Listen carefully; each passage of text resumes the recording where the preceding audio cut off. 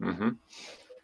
Hello and welcome to World of Randomness. I am Tony of Phantasmic Chronicles, and I am joined tonight by Danny of Two Real Geeks, who, if you did not watch last night, you need to go to his channel and see one of the most epic live streams I have ever seen him put on.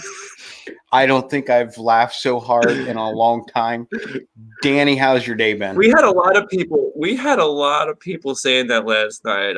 What was your Pirate Princess Red in there was saying how she was snorting and everything, and oh my gosh, the chicken emojis, and oh man, it went places. Yep, and that's when you know you've got a good broadcast. You know you've done something right when people are laughing. So exactly, and that's all I care about. And did you get your drone out today, or did you just sit back and enjoy your day? It was too windy, too cold, and didn't really have a chance. We went out to this comic bar. Sorry, I'm trying to plug the phone in at the same time. No, that's fine. We went out to this comic bar. We'll have a video coming out on that. Food was awesome. Great atmosphere. So okay. Little dive bar that caters to the geekies and the geeks and the nerds. Okay, so I mean, can't beat that. Comic bars in like a Comic-Con type bar or like a comedian type place? Like comic books and stuff, yeah. Okay. Like comic books, they have pinball machines and stuff like that, and yeah, it was fun. Okay, well, it was fun. It does sound like fun.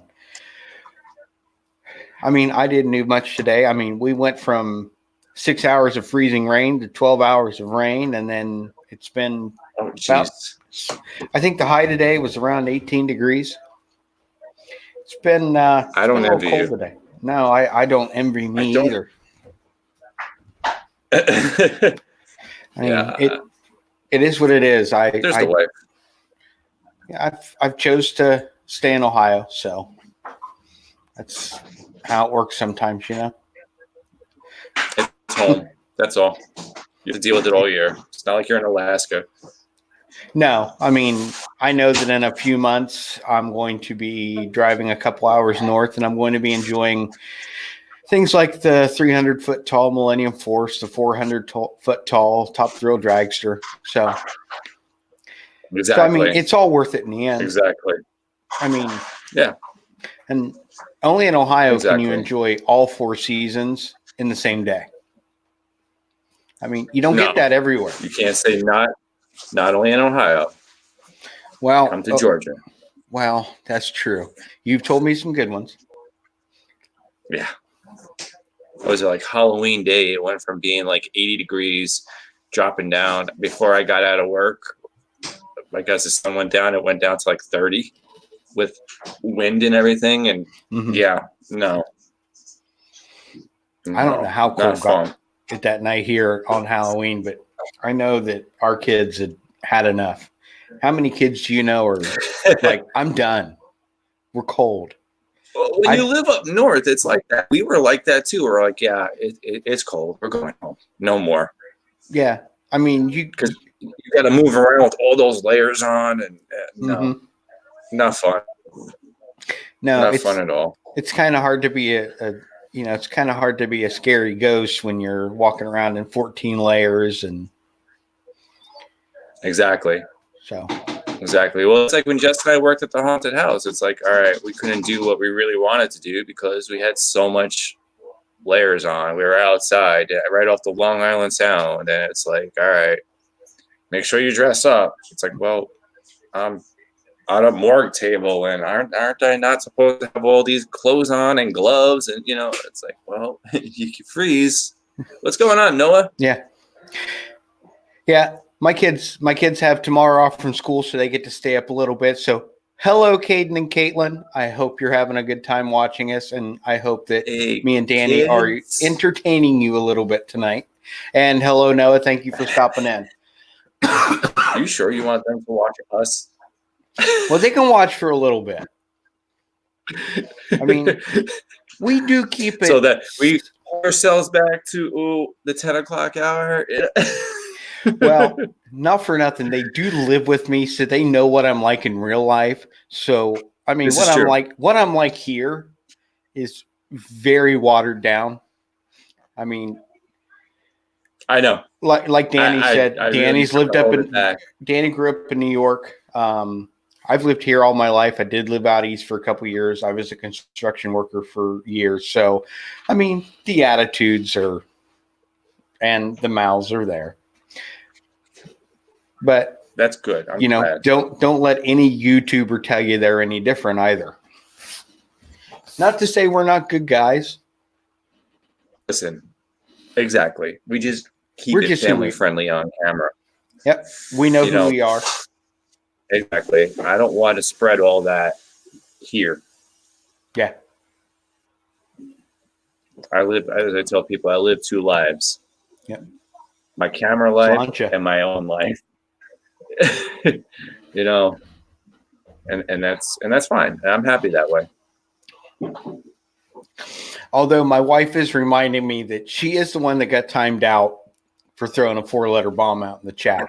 Sometimes we do have to watch some of the things that get thrown in the chat because the algorithm is different. Wait, you still on that? The algorithm works differently in the chat than it does. That actually you got timed out on your stream. I might. So I should time her out on yours now. Well, no, I didn't time her out. I just deleted a comment. So I should step the game up and just time her out now. I mean, I guess hey, look so. Noah's saying, he's saying congratulations on over 100 subscribers. And thank you. If you are tuning in or watching on the replay, anybody who is subscribed to my channel, thank you very much for getting me to 100 subs. I would like to oddly look off to the side and smile and say thank you.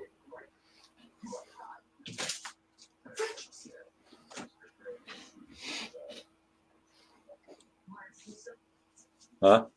Yeah.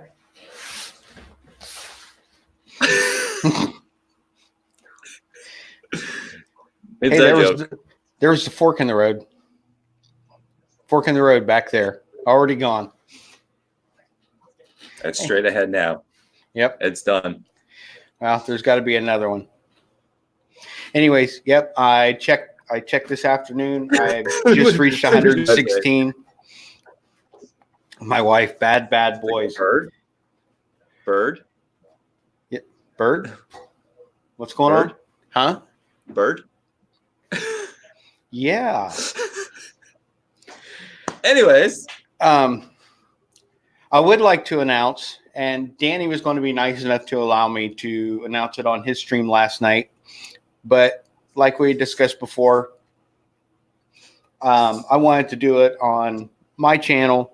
I also didn't want to take away from the awesome stream that he had going. I did get hired on. I am now a Disney travel planner, and I am just about done with my College of Disney knowledge, and I am very excited about my future with that, and the fact that I have been trying to get on with somebody for almost a year and a half now, that a dream is finally being realized and I'm able to move forward with it. So I'm really excited about the future with that. Even though there will be some changes with my channel coming up, you know, my focus with my travel will definitely be with Disney, but I will be able to take anybody anywhere in the world with my bookings. You don't need to just do just Disney though. Like, yes, you are with Disney, like you have Disney behind you now, but there are still other things out there you can do, you know. Yep. Yeah, once I finish with the College of Disney knowledge, I'll be getting my certifications through Norwegian and Royal Princess and Caribbean Cruise Lines, or Royal Caribbean. There's all sorts of places that are just like Adventures by Disney. I'm not saying the Adventures by Disney. I just finished up the program on Adventures by Disney. Yeah. I'm not sure there's any company that can do it better than them. Maybe there are. Maybe I just haven't seen it yet. But this is the stuff they do is insane. But I mean, I can book with.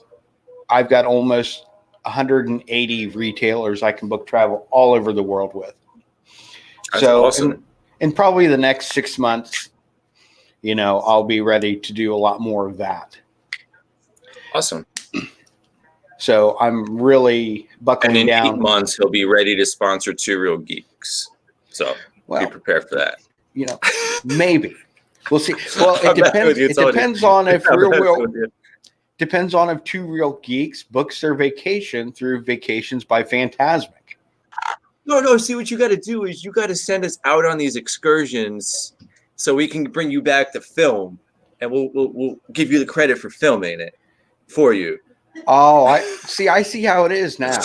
See what I'm saying? See, my wife was telling me my wife's seen it all wrong the whole time. My wife was seeing the whole picture wrong the whole time. Now I see where it's going. I mean, she is the one that got a comment deleted, so I don't know. So that's because she's got a potty mouth. My wife's an ICU nurse. She's a potty mouth. She'd like to say that she's the innocent one, but she's a potty. She's an ICU nurse, but she could say as she wants. Who's going to say anything back to her most times? I mean, really. Well, they will, but she'll just sedate them. Exactly. Go to sleep. Yeah. That's. I mean. Yeah. Let me put this in your IV real quick. How did you get involved in that though? When we came back in 2016, I'd kind of kicked the tires on the idea of it. Mm-hmm. It was, well, you've been to Disney. I mean, yeah. I don't know how much you guys plan. I don't know if you guys just kind of say, okay, we're going to do this, we're going to do that, and we're going to let the chips fall where they may. This is how it goes with us. Okay. We plan it out. We get there, and those plans are never executed. And we're just going to do it. Because realistically, look, here's a big difference. I have Jess. You have a whole army going to Disney, and you need to plan it out. Me, I don't need to plan because me and Jess are just we're like that. We're just on the go. Like, okay, we're good. Let's just do it. A line there. Let's do it. Fast passes. Every once in a while, we don't care. We really don't need it. We'll just do it. Yeah, and and one of the things that works out well for you guys is because you guys do so much at the theme parks. And I mean, even though yours is a smaller theme park, it does get busy. You've become accustomed to the waiting in line. And you become when I used to go to Cedar Point 3, 4, 5, 6, 7, 8, 9 times a year, I got conditioned to that 2-minute ride was going to be a 2-hour wait. That's not a big deal. It was down to, was I going to wait 180 minutes or was I going to hope for 120 minutes? You weigh those options out.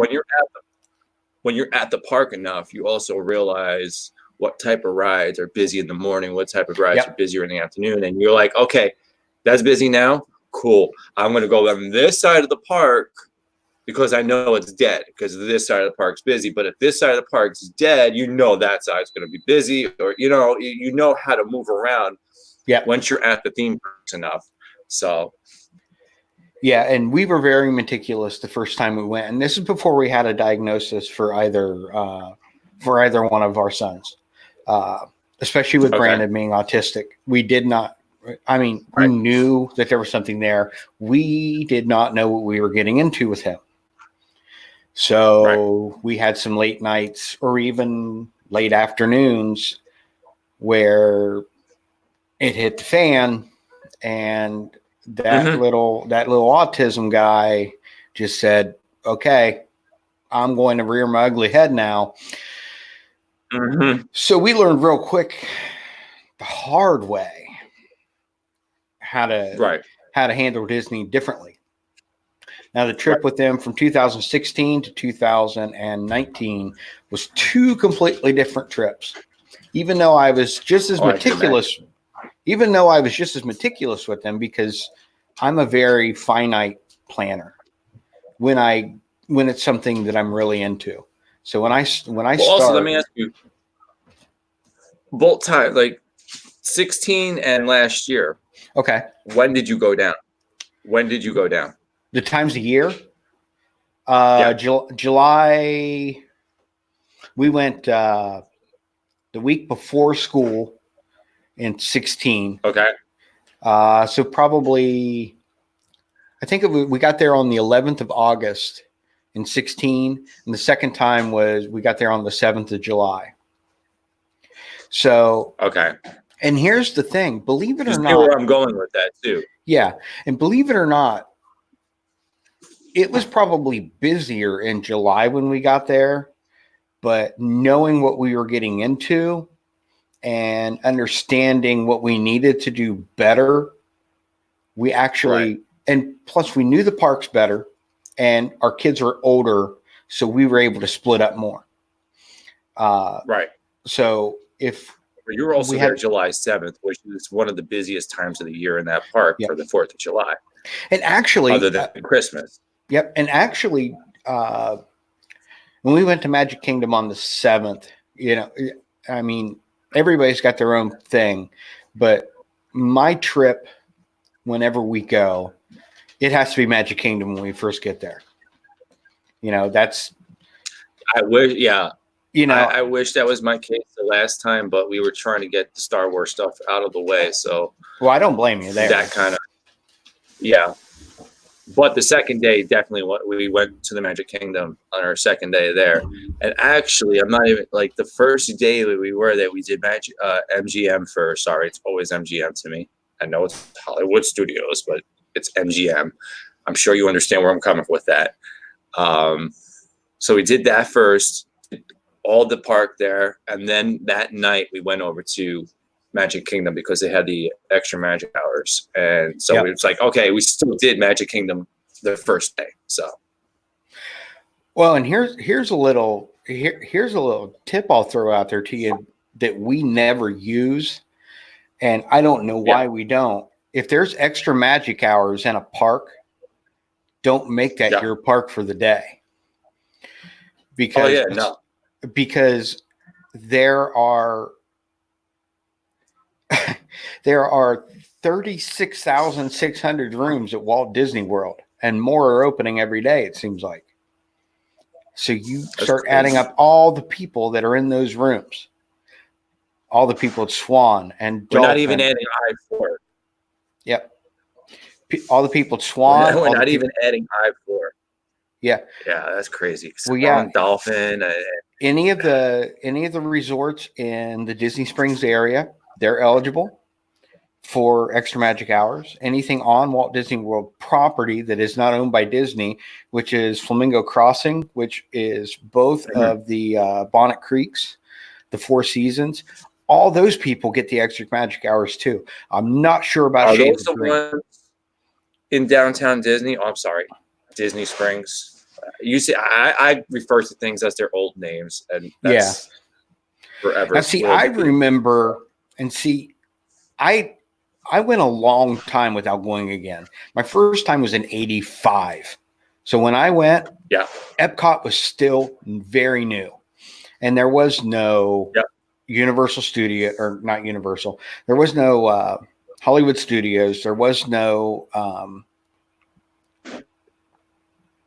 there was Animal Epcot. Kingdom.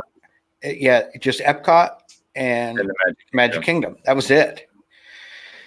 And you didn't have rides at Epcot like Test Track and Soarin' and Frozen Ever After. I mean, you had dark rides like Horizons, World of Motion, Spaceship Earth, which of course is still there. But when you went over there, you went to Epcot to learn something. And I mean, there are places over there. Hey, thank you, Bax, for commenting on me reaching over 100 subs. It is awesome. It's a great feeling. I feel like my channel is finally starting to move in the right direction, and I'm enjoying every minute of it. It is. We'll get you there. Yep.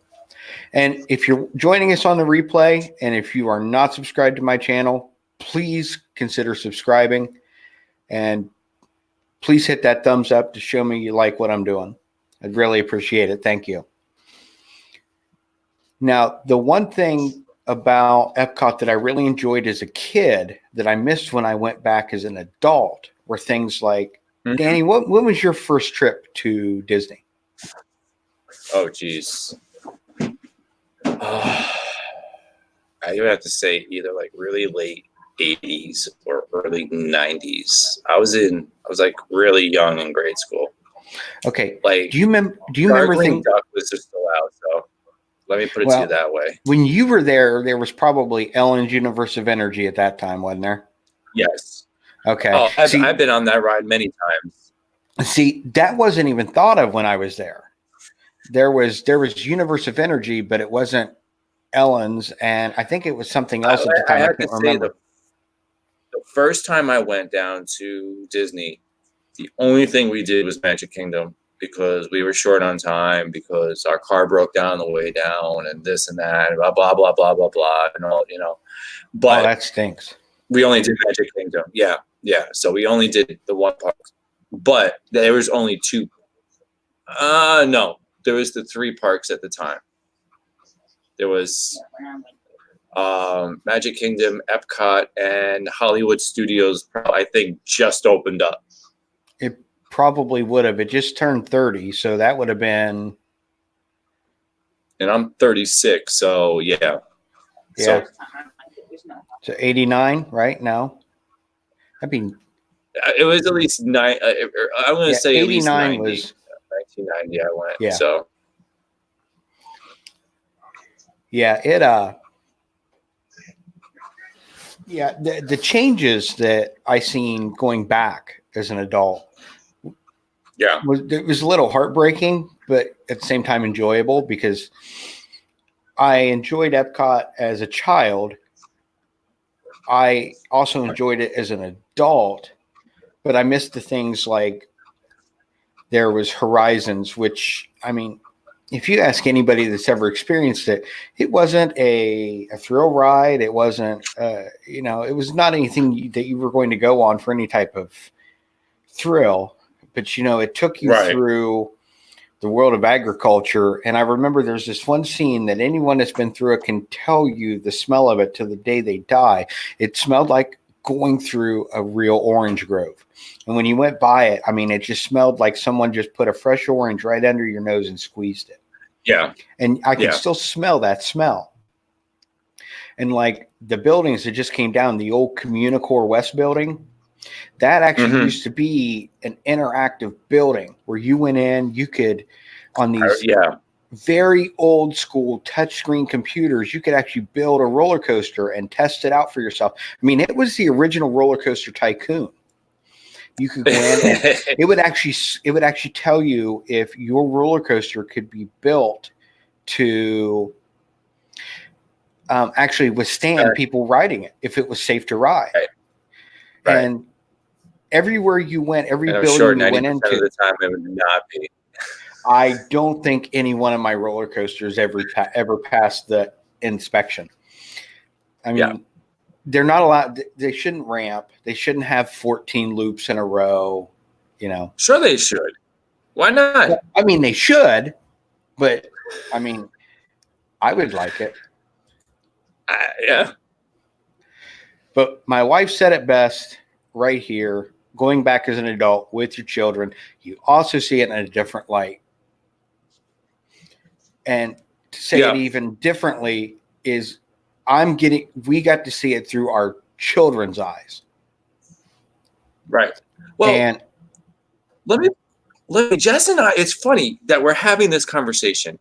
It really feels like deja vu for me right now for today. Because Jess and I, before the stream, we're literally having this conversation where I started it and I was like, I don't think I would be able to handle Disney all the time. Like as a YouTuber, she was like, well, why? I was like, look, I honestly, I'm like, I enjoy it as I see it now, and not being able to get there for maybe another 8 years or whatever for financial reasons and all that. I was like, realistically, I have roller coasters 20 minutes away from me that we cover, that I can go there and go on a roller coaster whenever I want. Realistically, that's a lot more fun to me than any ride at Disney. I'm sorry, I like Disney rides, don't get me wrong, but all they are dark rides. There's even let's look at Everest. Everest really isn't that exciting. Spaceship Earth is not, Space Mountain is not that exciting. The most exciting ride in that place would probably be Splash Mountain as a thrill ride. I'll disagree with you on Expedition Everest. I mean, ride that thing enough.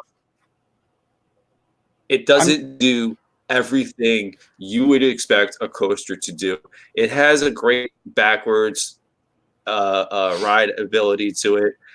The mechanics of the ride are great. Don't get me wrong, they're great, but it's not that thrilling as a coaster. As a ride, it's a fun ride. As a coaster, as it really is, it's a coaster. It's not the greatest coaster there. And I'm a coaster junkie. I'm sorry, it's just not there. Like, I want to at least, go faster than I am on there.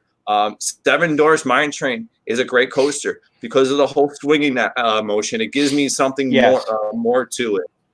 It gives me a show, and it gives me a good coaster.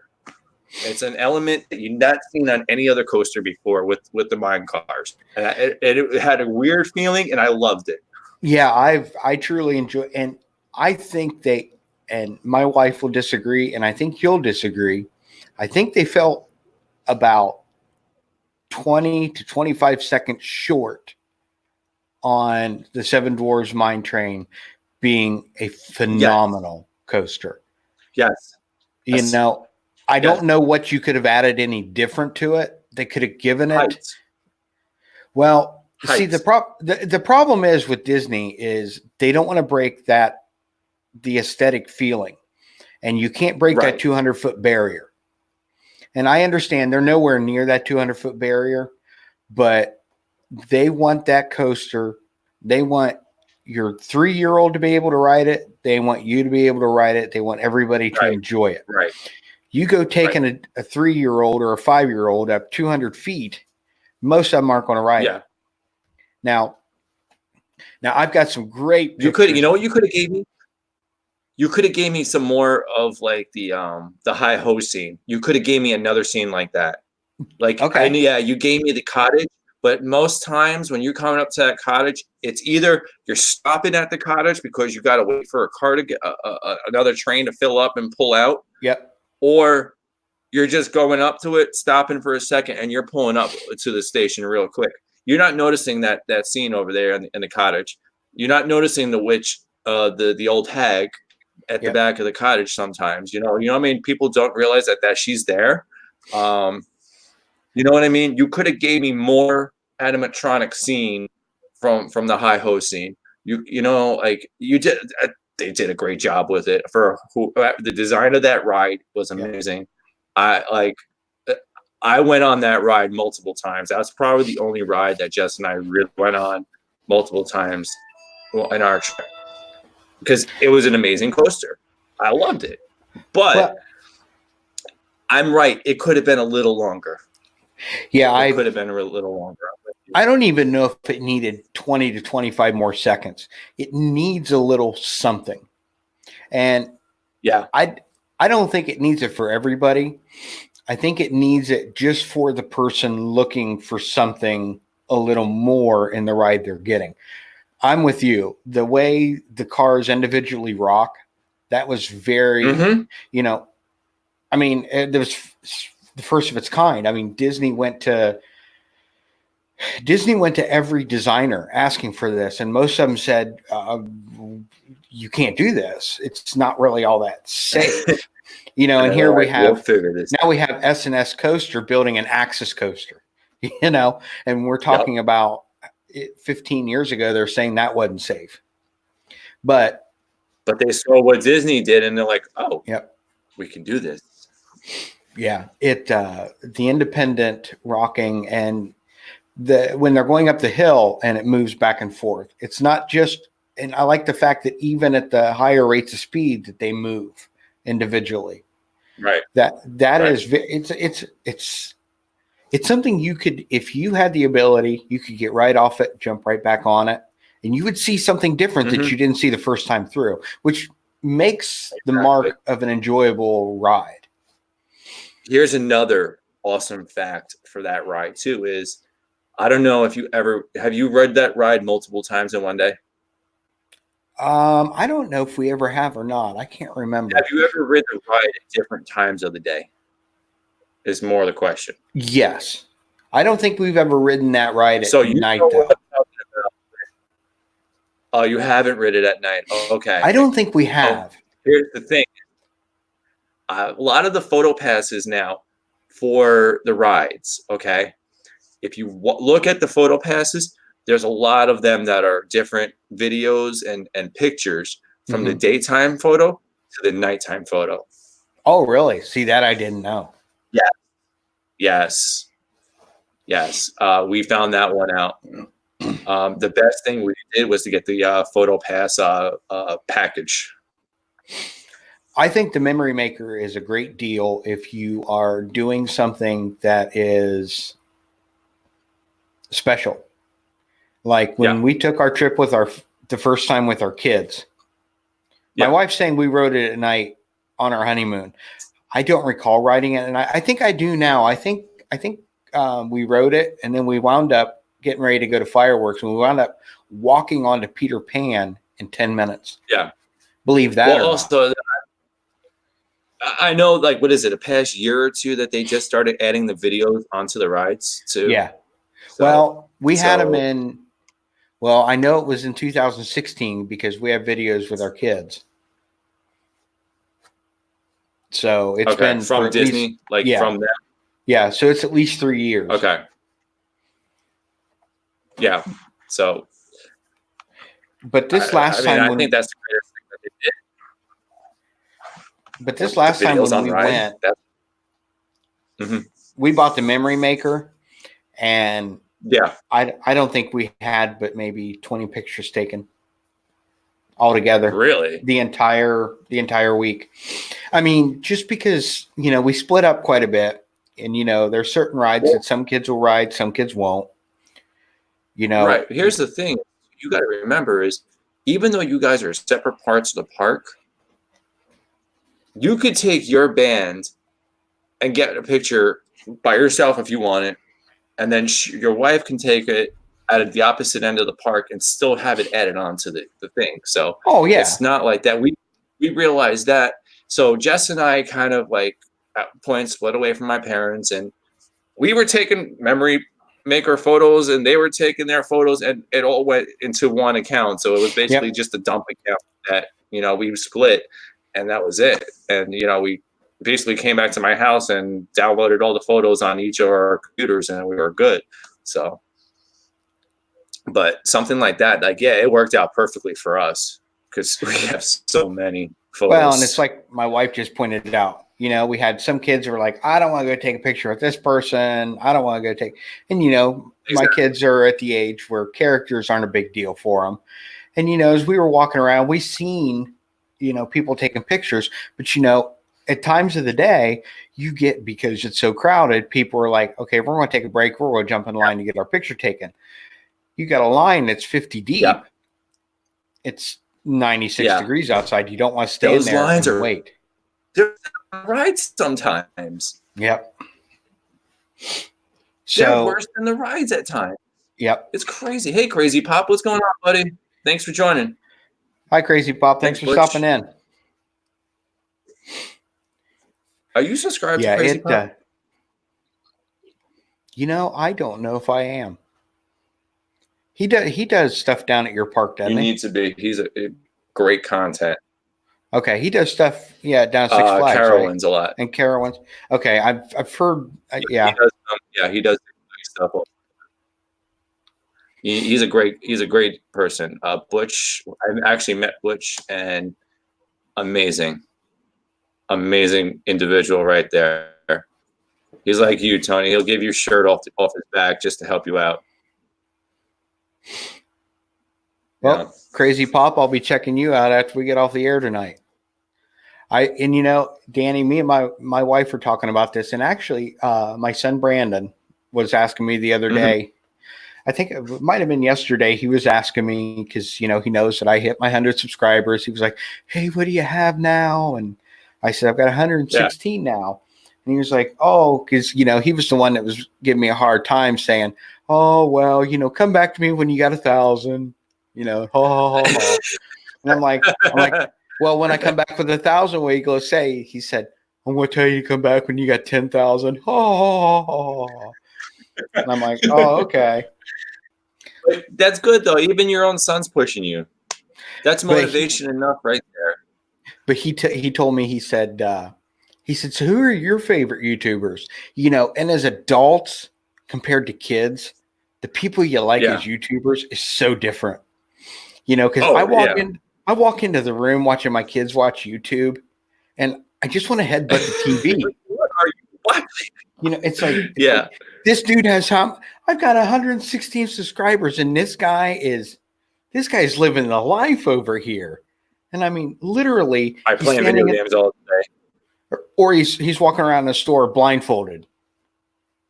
Really? That's all I got to do? Walk around blindfolded all day? Is that what we're doing wrong? Jeez. Okay. I'm going to try it. Start doing pranks on people at Walmart, huh? Okay. Yeah. Jeez. The stuff that when we were kids, if we would have done something like that, I wouldn't have sat for a week. These kids are out here doing it, and their parents are living high on the hog because their kids are making money doing it. They're going out there, Hi, Rachel. Welcome in. Hi, Rachel. But anyways, thanks for joining us. But he said, who are your favorite YouTubers? I said, I still enjoy the same people that I've been watching for the past couple of years. I said, but I'm enjoying the smaller channels more now. I said, just because once you get to a certain point, and I'll exclude Dev from the whole larger channel genre because he has a different feel about him. He's still a big He has that small channel feel. He's not a small channel. Prince Charming Dev is not a small channel, but he has that feel where he does not he has that childish feel to his channel, but in a good way. Not like childish, like I'm gonna go out there and act up and all that, but a childish, like I'm thinking like I'm the smaller man in the poll, like, all right, thanks for subscribing to my channel, but I'm just having fun. It's like he did his home live stream the other night, and it was so enjoyable because Greg, who I've gotten to know, one of the moderators, how many YouTubers have 30,000+ subscribers and invite one of their moderators on to be live on his birthday stream? I've never seen that. And that was great because Greg is a huge supporter, and it's very hard to beat him to the punch with anything in the comment section. If there's something in there that needs deleted, he's got it before anybody else. He's just Mr. on it. And Greg isn't anybody with a channel or anything. He's just a fan. He's just a fan and now a friend of Dev's. And I've gotten to know him a little bit, and I mean, just a great dude. Dev to pull him on as just a moderator, not even a person with a channel or anything like that. It's amazing. Like you don't see that. This guy's got nothing to gain. Dev has nothing to gain from him except loyalty. And he already had that. So how much more loyal can you get than just being loyal? You can't get any more loyal than that. Exactly. So, and that felt like a streamer that just hit 500. It was like, hey, I'm gonna do a shot of Jameson with you guys and enjoy my birthday.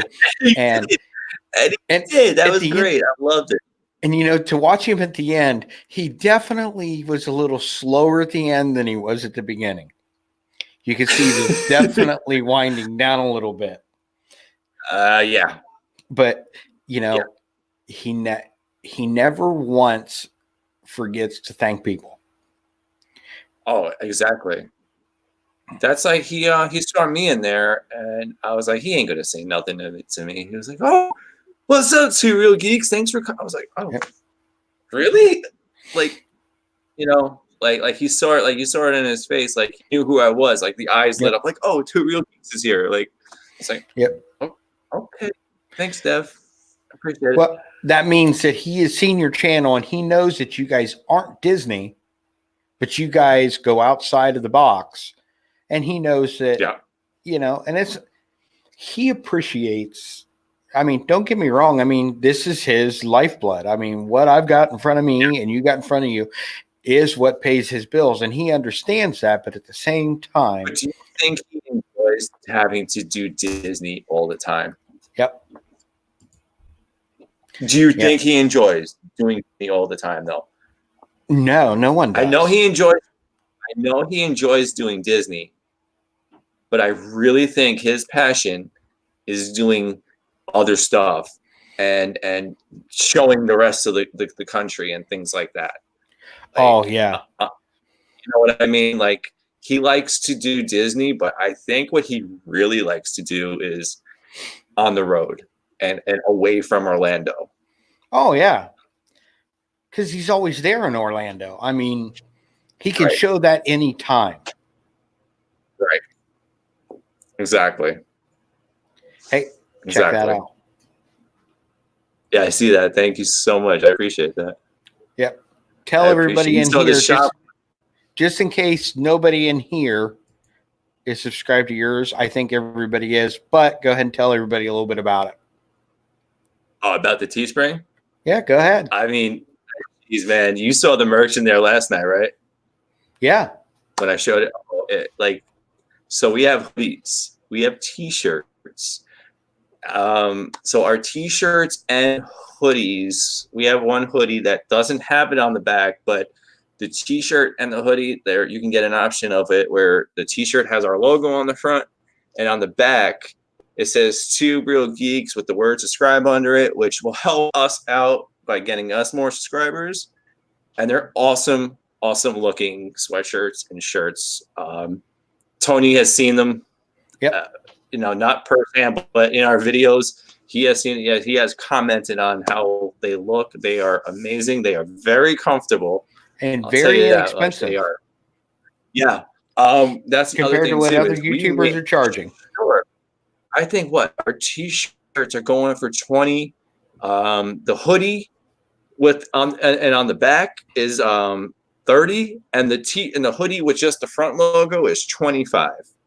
Yep. I'm not looking to make much off of all this, right? Like, I just want you guys to have the Two Real Geek swag. That's really it. You can go out there. We have mugs, we have stickers, we have beach towels, we have pillows for your home, and all this stuff comes in multiple colors. We're looking to add more onto there too, and we're excited about it. We really are. I mean, so you could tell them too, Tony. Like, they're really good looking stuff that we have on there. Like, it flows well. Yeah, and Teespring is good quality stuff. They don't sell cheap merchandise. I think T-shirts are even Hanes shirts, if I'm not mistaken. You can get Hanes, or you can get what is the cheaper brand of it? Like what? But either way, it's still a good Gildan. Brand. Yes, but those are still good T-shirts. So they do not have Snuggies, though. I need to work on that. I also need to work on the whole pet merchandise. I need to get stuff for Leia. I need like a Two Real Geeks sweatshirt for Leia.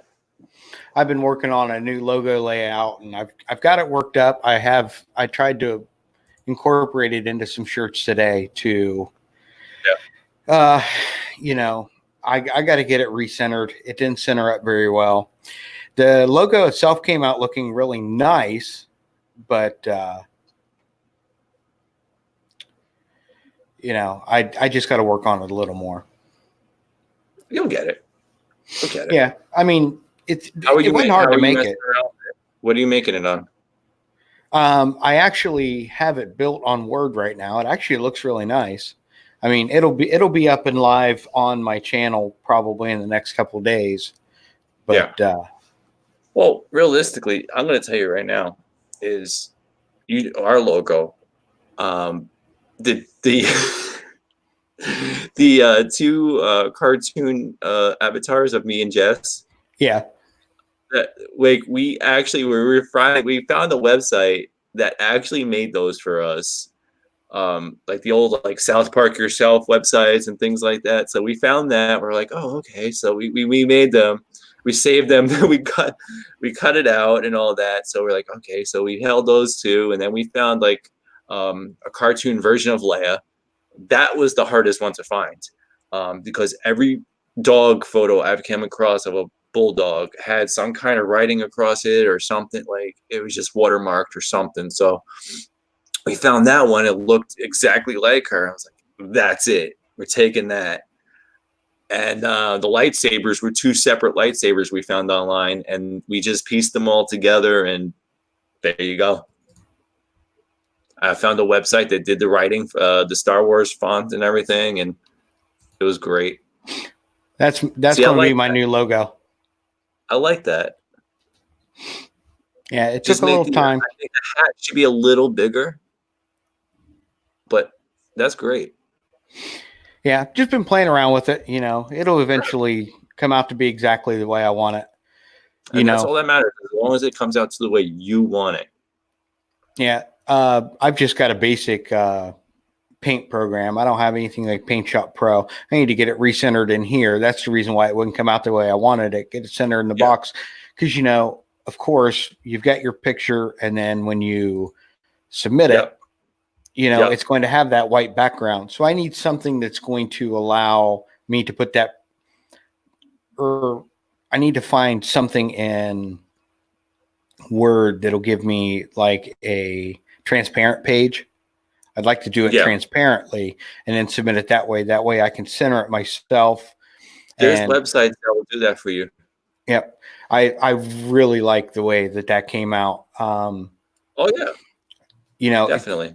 Especially because like Word and things like that, it's so hard to find the type of script that you want, because like I said, everything's changing, but I'm still going to, especially being a Disney travel agent, I want to work that into the t-shirt as well, but I want to keep, the Walt style signature and things like that.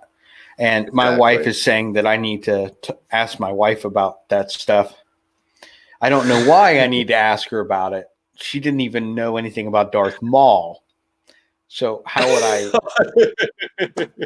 I mean, like a dark mall. I know about a dark mall. Dark Maul? Is that when they close and shut off the lights? Dark Maul?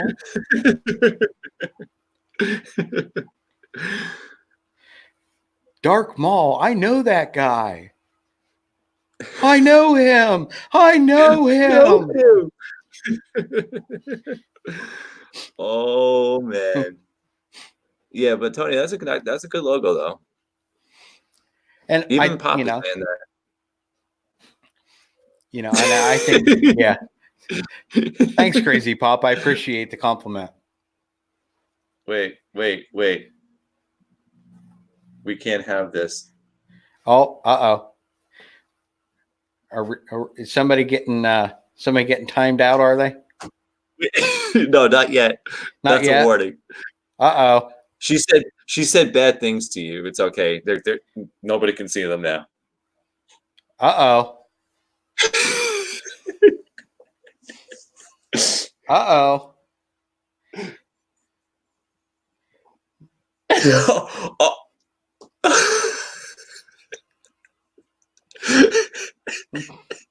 Now she's not going to learn until we give her that time out, huh?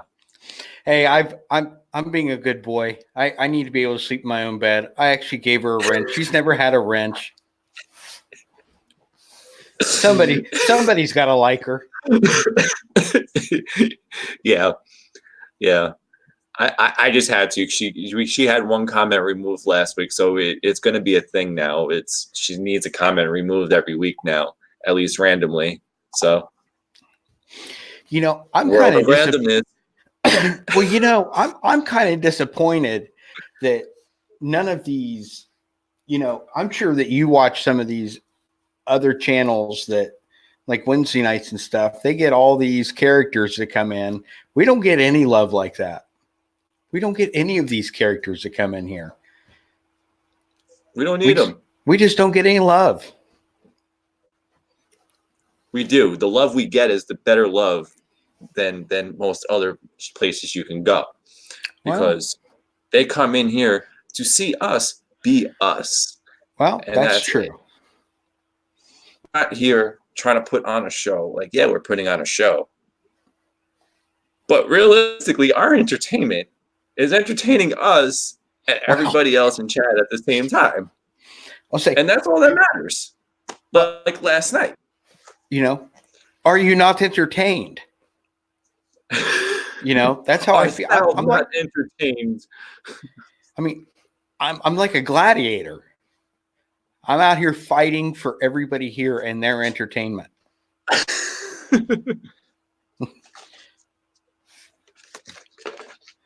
Uh-oh, here we go. I thought I heard some trumpets. I thought I heard some trumpets playing. You should have, because I'm in the room. Man, I almost went to Burger King today. I should have picked me up a Burger King crown. You should have. You should have let me know that. Oh my gosh. Because I've got these coupons that are about to expire. These things that came on the things that I know they're about to expire. So I almost jumped in the car with the kids. Said, we're all going to go so I can get my free Whopper. Really? Now you kind of look like Daniel Radcliffe from that. What is that show he's in? Oh, Immortals or something like that. I don't know. It's that show on TBS. I have not watched it yet. But I have not watched that show no, yet? because I know so funny. I know once I do, I'm going to be hooked. Because just that whole that one commercial when he's sitting there feeding the duck off the spoon, and he goes, "Stop eating it so fast, you're going to get a tummy ache." I sit there and I howl every time I see it. Because we watched Daniel Radcliffe. Did that show come back on yet? I don't know. See, I thought it was a brand new show. Is it? No, that's the second season. Okay. It's the second season. I didn't know anything about it till this year. Yeah. So, and we watched this kid grow up from the age of 7 all the way through adulthood. With Harry Potter. Yep. And you look at all these shows from the 70s and 80s where these actors got done with these shows and never did another thing because all you could see was that character. You can't tell me that there's no one more typecast than Daniel Radcliffe. The largest adolescent book series in the history of history. And he was the star of 8 movies from it. Sure. You got Robert Englund, who's definitely typecast. He will always be Freddy. But he's not look like himself. Though, Daniel Radcliffe looked like Daniel Radcliffe. Yeah, exactly. Unless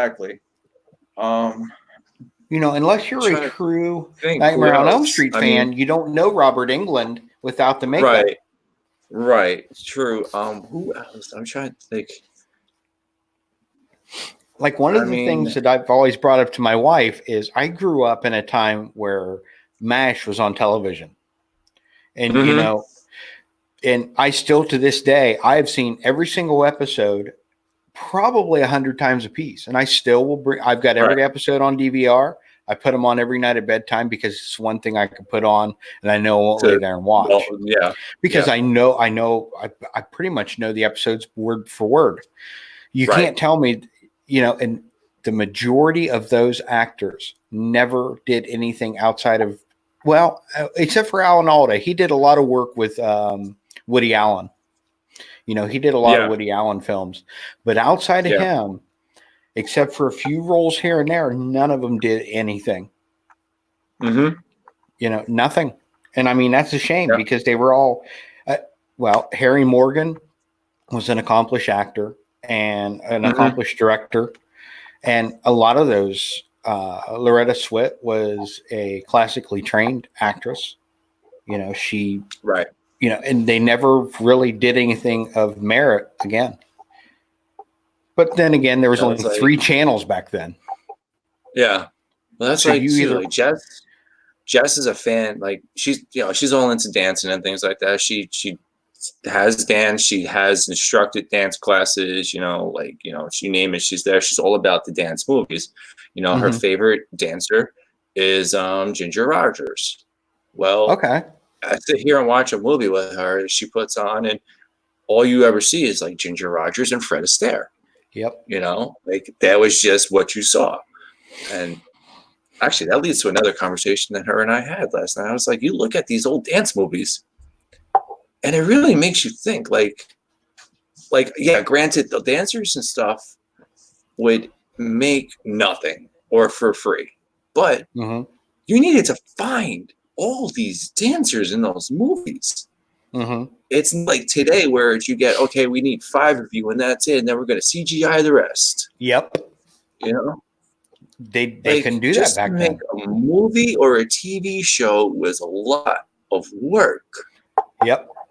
And especially considering the fact that a lot of TV back in the 50s and the 60s, even though it was put to film, was shown live. Especially daytime soap operas at the time. They were live. These people were acting live every day. Could you imagine some of these Hollywood actors or actresses being told, you're going to go out there and you're going to do this live? No. Yeah, not at all. Don't get me wrong. Like Daniel Day-Lewis. What's that? Oh, I'm laughing at your wife's comment about how Caitlin would love Jess. Yeah. She definitely would. She does. Jess used to do tap and hip hop. So Caitlin wants to do hip hop. We're going broke with what she's doing now. She's doing competitions this year, and that. Okay. Yeah, the costumes and everything are expensive, huh? Yeah. Be easier to imagine. I don't know how some of these parents do tons of dances. I don't know what body parts they're selling to do this. No clue. But if it makes the kid happy, why not? Yeah.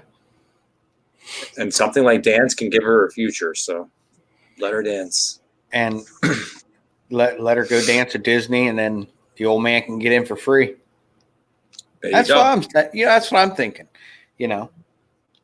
Tony, they'll let you in for free eventually because you're going to be selling enough vacations for them. They're going to be like, "Yep, here you go. Here's another free comp." Yep. That's what I'm hoping.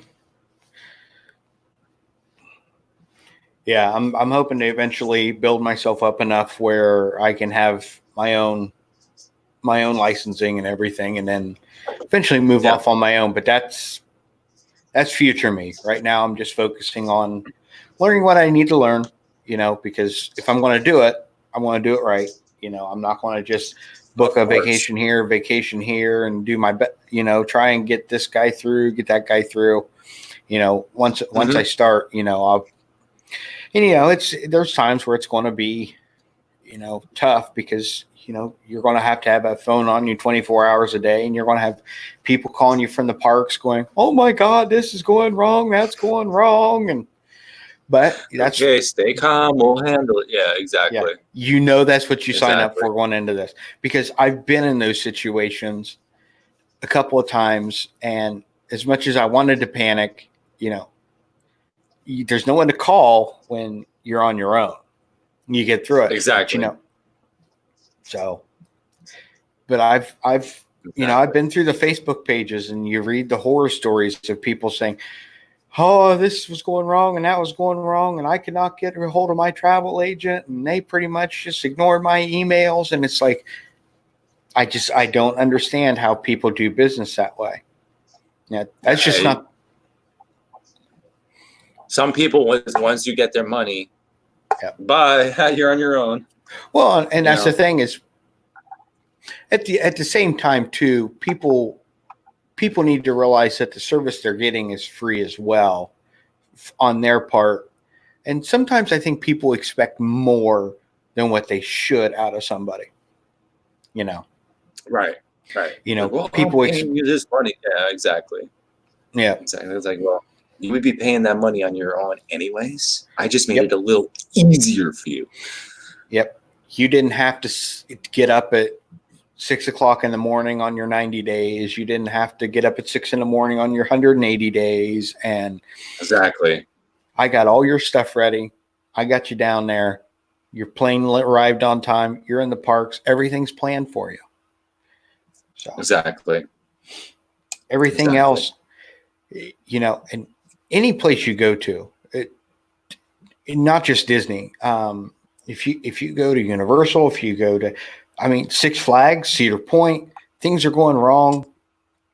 A lot of people, and I'm going away from the whole travel agent thing.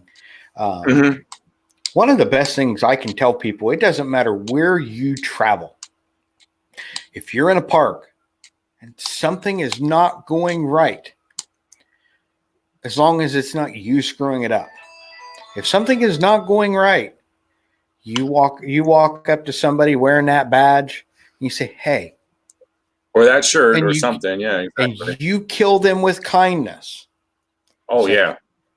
I don't care how bad your day is going.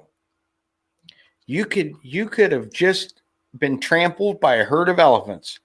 You walk up and say, "Hey, I've got a problem. Can you help me?" And if they say no, you go to the next person. You don't complain to that person, because obviously that person doesn't care. You go to the next person and say, "Can you help me?" They're not going to tell you no. They're going to go, "Well, I can't do that for you, but hold on. Hey, so-and-so, can you come over here?" Yep. And it happened on our last trip. And I don't know if I told you about our mix-up on our last trip to Disney, with our room situation. Oh, it was screwed from the minute we pulled up to the resort. We pulled up, we got off the Magical Express, we walked in the lobby, and we were checked in and everything. We could have gotten on the bus, went to the parks.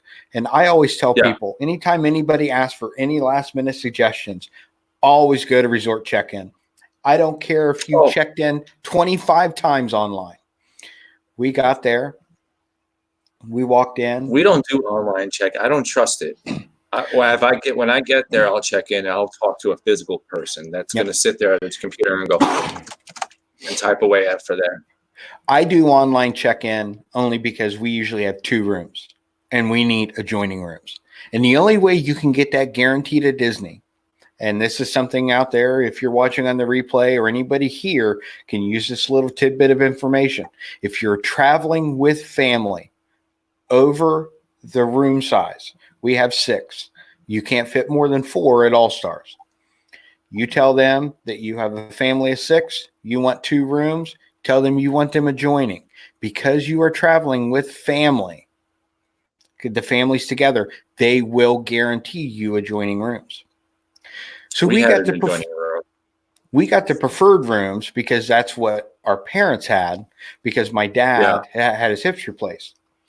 So I called no less than 6 times to assure myself that these rooms were adjoining. Right. Get there, show up. Now, mind you, it was storming here that night. So we left about 1 o'clock in the morning for the airport because we had to travel 2 counties, it felt like, away to get around. Okay. Thank you for stopping in, Crazy Pop. I really enjoyed it and Thanks, hope to see you again. And flew in. We took the first flight out, flew in, get to the resort first thing in the morning. I mean, we land at 8, drive up, check in. And I says, I need to know for sure, are our rooms adjoining and where are they? He says, what do you mean adjoining rooms? We can't guarantee those. I says, so I stopped from, I said, yeah, you can. I said, we are family traveling together. I said, it's the only way you can guarantee it. Right. And he says, well, hang on a minute. And a first person come up and he says, well, we've got you in not only 2 different rooms away from each other, 2 different buildings on opposite sides of the pool. Yeah. So then, yeah. So then they says, well, we can give you 2 rooms side by side. They just won't be adjoining. Well, first they did that and come back and says, your rooms are side by side. They just won't be adjoining. Well, then I got to talk to him. I said, no. I said, that's not going to work.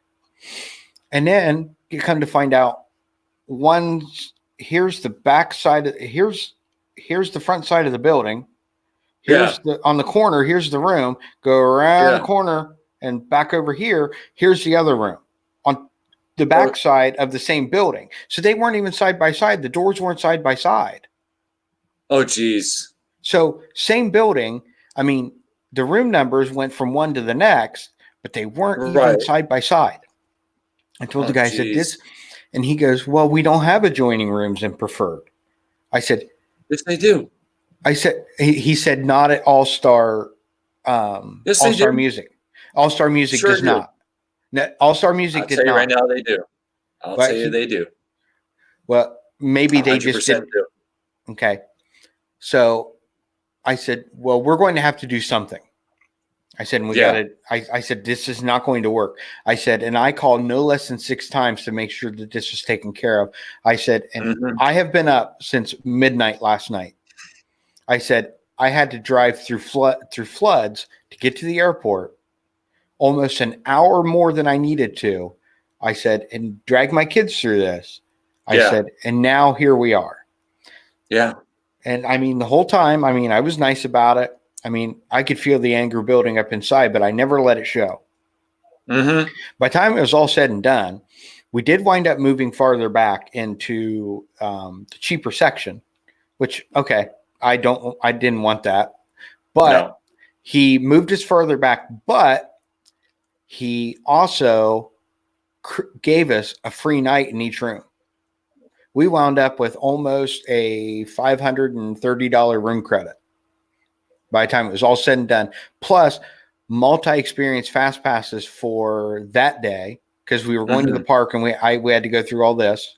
So we had our 3 fast passes plus 3 multi-experience plus 3 for another day. So he more than made up for the issues. And I mean, we had a few other issues throughout, and the whole time it was like, hey, I've got a problem. Can you help me? I wish they did that for me. Every time we go to Disney, it's always something new for us with the hotels. Not even the parks, it's the hotels. Our honeymoon, we went down on our honeymoon and we booked at the All-Star Movies, you know, because we're not sports people, and the music was like, all right, well, whatever. We're movie people, you know, that's it. You know, like, okay, just like the theming at the movies and stuff. So, okay, cool, we'll go to the movies. So I request a queen size bed, you know? Get the bigger bed. I only need 1 bed. I just want the big bed. I call a couple of times before. I'm like, listen, I'm coming down on my honeymoon, you know, whatever. This is what my wife wants and blah, blah, blah. And they're like, yes. So, you know, long story short is we get down there. They're like, oh, sir, this hotel's full. Excuse me?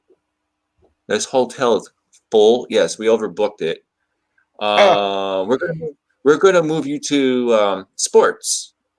I was like, the hell you are? I'm like, Let me put it to you this way.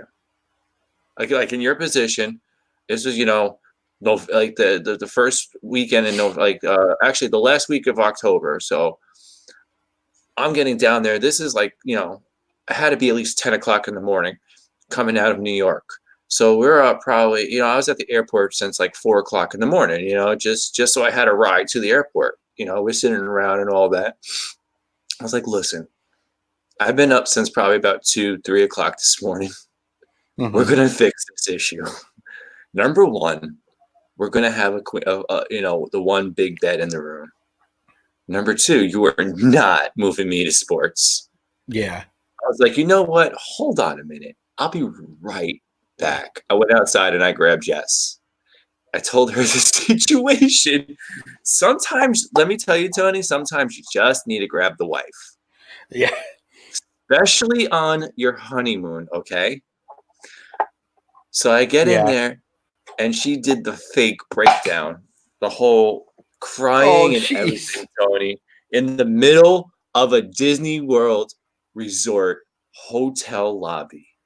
Sat on the floor and everything, Tony. Oh my! She was like, whatever I do, just let me do it. I was like, have at it. They're making me mad as it is. They're all yours. Oh, jeez. You're ruining my honeymoon, this and that, blah, blah, blah, right in front of all these families. And my God, they're like, so Disney didn't know what to do with this. Oh, hold on, we have one. Magically, there was a room available, but they put us in a handicap room, Tony. They put us in the damn handicap room. Do you know what the handicap room consists of? Everything's shorter. Oh, everything's shorter. Yeah. There's no bathtub. It's like taking a shower in a locker room. So the whole bathroom floods. I'm like, oh God. I'm like, this is what we're in. Okay, cool. The second time down, the same thing. But the last time really surprised me. I mean, really surprised me. Because you're in the preferred, when you get preferred rooms, they're supposed to put you by the main pool, correct? Yes. So, like for my instance, it doesn't have to be poolside. It could be behind. It could be backside. Actually, preferred depends on the resort. Preferred is like if you take like the music, there's 10 buildings. Well, let me the see. front floor Caribbean preferred. Beach Resort. Caribbean Beach Resort. That's where we were. Okay. Are you familiar with that resort at all? I have been on virtual tours. I've never been to it. Okay. So I'll break it down for you for the bus stops. So basically, in my eyes, I would have thought that I would have been at the main bus stop at the very first building, at least by the main pool. You know what I mean? No, that's not the case. They put us at not the first bus stop, but the next bus stop down, which was still, we saw the main entrance and all, but it was at least at least 4 buildings down from the main pool. I walked out of my room and there was a secondary adult pool right there. That's not what you advertised. Yeah. Like, I don't want that pool. I wanted that pool. Or you should have at least gave me a view of the lake. I should have been on one of the waterfront rooms there. But that's not what you gave me. You gave me a room with no view. And not even by, I still had to walk a good distance to the pool. So, I mean, I had the bus stop. It was right there outside my door, but the bus stop wasn't the priority for what we wanted. I was a little upset about all that, but, Well, here's a little tip and hint for you. If this happens again and they try and give you a parallel move, they cannot give you a parallel move. They either make room for you, or they upgrade you. They were trying to get away with moving you parallel. I mean, at the very least, they should have moved you to Pop Century, which is still a value, but it's an upgrade. Mm-hmm. And to be honest with you, when I was standing there talking to them, the way everything was going, because my mom was standing right over there, my mom was starting to think that they were going to move us to another resort, and I think I even mentioned it to my wife. I said, we may wind up getting upgraded to a nicer hotel, which, don't get me wrong, it should have happened. Yeah. I mean, with everything that was going on, I mean, here's the thing. Yeah, I would have liked that, but I just wanted to get this done, get the kids to the park, because we knew we weren't going to be able to stay all day because of the fact that we had to start our day 2 hours earlier than we expected. Mm-hmm. I mean, because that and was then it's one of those things. It's how am I going to get my stuff to another hotel after Magical Express just dropped me off here? How am I going to get my luggage and my kids there without a rental? I didn't tell you the rest. Read that. Oh, wow. Here's why. And that's why some of the extra stuff we got, there was a storm. And I mean, it was nasty. And Bell Services was closed because of the lightning. And the lightning was according to the radar, looked to be in the area till about 8 or 9. And we knew that we were going to be back in the hotel before that. We did not want our stuff left in that hotel room. Right. Now, I didn't like it, but our stuff was already in, oddly enough, they already had our stuff in a room when we got back there. Yeah. And, well, we found out we were in the wrong rooms when we went back later in the day. That's when everything got changed around and we got moved farther back. When we went back to rest and maybe go back to the parks. Right. And Bell Services was down, and we had to get our stuff out to get to the other room or take the rooms we had, because you know what? Yeah, I was mad, but I'm not going to put other people's lives in danger going out in this, because of something that management screwed up. It's not Bell Services' fault. These guys don't make much as it is. So, no, they're kids. You know what? We're on the way back there. We walk right past that area. We grab the stuff out and we just continue on back to our room, because all we had, we had one suitcase apiece. I mean, it sucked, but I mean, we were all heading back, and by the time we got there anyway, we knew we probably weren't going back to the parks. Maybe me and Caitlin and my son Matthew, because they're both huge fans of Josh and Jenna. So I was going to try and take them back because Jenna was at the parks that evening. But right. So. But your wife, she is hilarious. Well, we got 18 of them. So, I mean, if we lose a couple along the way. Yeah, exactly. We're from, we're from Ohio. I mean, we live in the Amish area. So, I mean, it's like, why we not? Just go to an Amish farm, pick a couple more up if we need to. Exactly. Oh, I didn't tell you what they did for us on our honeymoon, though. So, besides watch your wife cry and bawl on the floor? Like I said, they actually found a room for us at the resort. It was the handicap room, but I was like, all right, whatever. We went to I think downtown Disney or maybe one of the parks or something. We did something that day. We come back and there's a bag sitting on the table, and I'm looking, I'm like, what the hell is that? It was it said All-Star Movie Resort cooler bag, and in it was a whole bunch of snacks, Disney snacks, like Mickey had like Rice Krispie treats, like you name it. It was in this bag with like sodas and everything, and they actually sent her. I guess they saw that we came back to the room, because all of a sudden we after we noticed that, we had a knock on the door, and they were like, I was like, what the hell? Open the door, and they sent her a whole bouquet of flowers. Yeah. It'd been funny if she'd And have those, turned and and says, they were Danny, you Disney never send me flowers, too, flowers. you know. But they were Disney flowers, and you know how expensive those bouquets are from Yeah. Disney. Yeah, it was one of those. So You know, you guys should have went all out. She threw the fit on the floor when they brought the flowers. You should have right in front of that guy and been like, "Oh, and I suppose this is from your other boyfriend." Started arguing and fighting with her right there. Just really topped it off. like, we don't need these pity mercy flowers here. No, get them out of here. They shouldn't have messed up in the first place.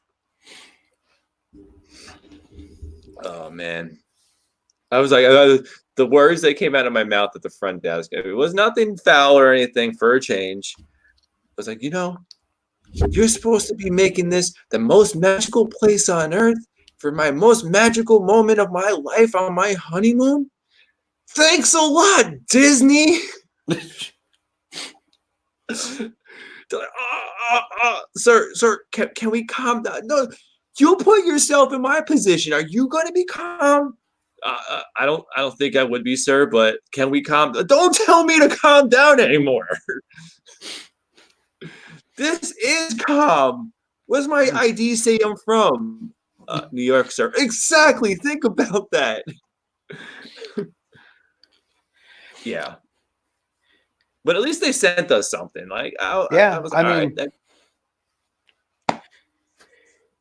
yeah. It would have been nice to get that room upgrade, like I had said. But I'll tell you what, and like we take a bunch of like individual drink packets down when we go down. Then we get the free water, we pour it in the bottle, then we make, because the water's got a taste to it. I mean, if it does. So it kills the taste. But when you've got a room I can tell credit, you what that taste where that taste comes from. I know exactly what it is. Yeah, it's sulfur is what it is. It is. It's from the underground springs in Florida because we get those. The water from Georgia, the drinking water comes from those springs, so it's kind of on that grotesque side too. So yeah. But when we put a card on file, I don't think when we close. I think we actually got a few dollars back when we closed out our thing. And I mean, I was like, we got this room credit. I bought smart water a lot of times down there, in the middle of the day, just to keep going so that, and I mean, we did do a lot of, the free water, of course, but as you're walking by a stand and, you got $500 free that, you supposedly had already spent, you're like, hey, look at this water. It's nice and clean. It doesn't smell funny. And it's cold. Really, really cold. Yeah. So, you grab 3 bottles, scan your band, and knowing that when you check out, it's not going to cost you any more than what you've already spent. So or why not? When the kids want one of those plushes or something that you see, you're like, all right, well. That's what their money was for. They had it made. We gave them each. They had $100 a piece, and then they'd earned some other money. My mom had sent them with a gift card, and her mom would give them some money. Those kids had money galore. Those kids were at the end of the trip. A couple of them were trying to find things to spend money on. Tony, let me tell you about money left. Okay. When I went on my honeymoon, we did the whole honeymoon registry thing for the Disney honeymoon vacation. Mm-hmm. Okay. The best thing I did was doing that. We ended up with at least $5,500 in room credit. Okay. Do you know what it's like trying to spend that money down at Disney? Well, I could probably do it, but. Okay. Let me put it to you this way. You see that painting? Uh-huh. That came from the art of animation. Oh, wow. And it's numbered. Wow. Okay. I have a Haunted Mansion piece sitting in my china cupboard right now. that's numbered from our honeymoon. Okay. Normally, I would not be looking at that stuff. I was buying Mickey ears. I was buying this. We bought that, this, and that. I was like, we're to the point where we're like, ship it back home. Just ship it home. Yeah, you have to at that point. Yeah. So that's yeah. And this was that painting was one of the last days that we were down there that we bought that. We did that too. We had room credit. On top of room credit, we had gift cards people gave us with at least $500. Yeah. I really should have just taken it and actually just booked another trip. That's what I should have did. Oh yeah, absolutely. That's really what I should have did, but it was there. We're like, screw it. We're on our honeymoon. We're just gonna go. We're gonna go crazy, and we went crazy. I mean, we went to Universal. We went to Horror Nights. We had the whole VIP experience at Horror Nights, which I do not recommend. Hello, Lena. Thanks for stopping in. Up? How are you? So, I mean, realistically, we had the greatest experience in Florida that we would ever have, and now every other experience in Florida sucks because of that. So, Lena's taking a break from all her streaming today to come in and see us. Every stream I checked out today, I seen Lena on there. I said, I think I've seen you most of the day. Yes, you did, Lena. I announced it at the beginning. Lena's the other one that knew because Lena is now Lena's working for the same place that I'm working for. Awesome. And it's weird because she announced it the day after I had applied with them. And the day after she announced it, he emailed me, and I got a call the day after that. So awesome. We started within days of each other. Awesome. That is great. That is great. Lena, you were probably in the training call, weren't you?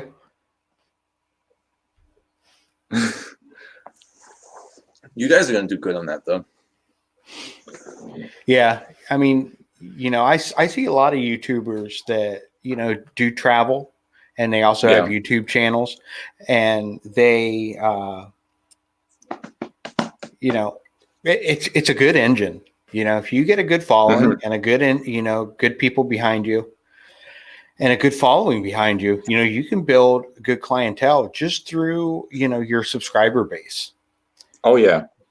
Because they get to know, because and I say in a lot of chat and a lot of places,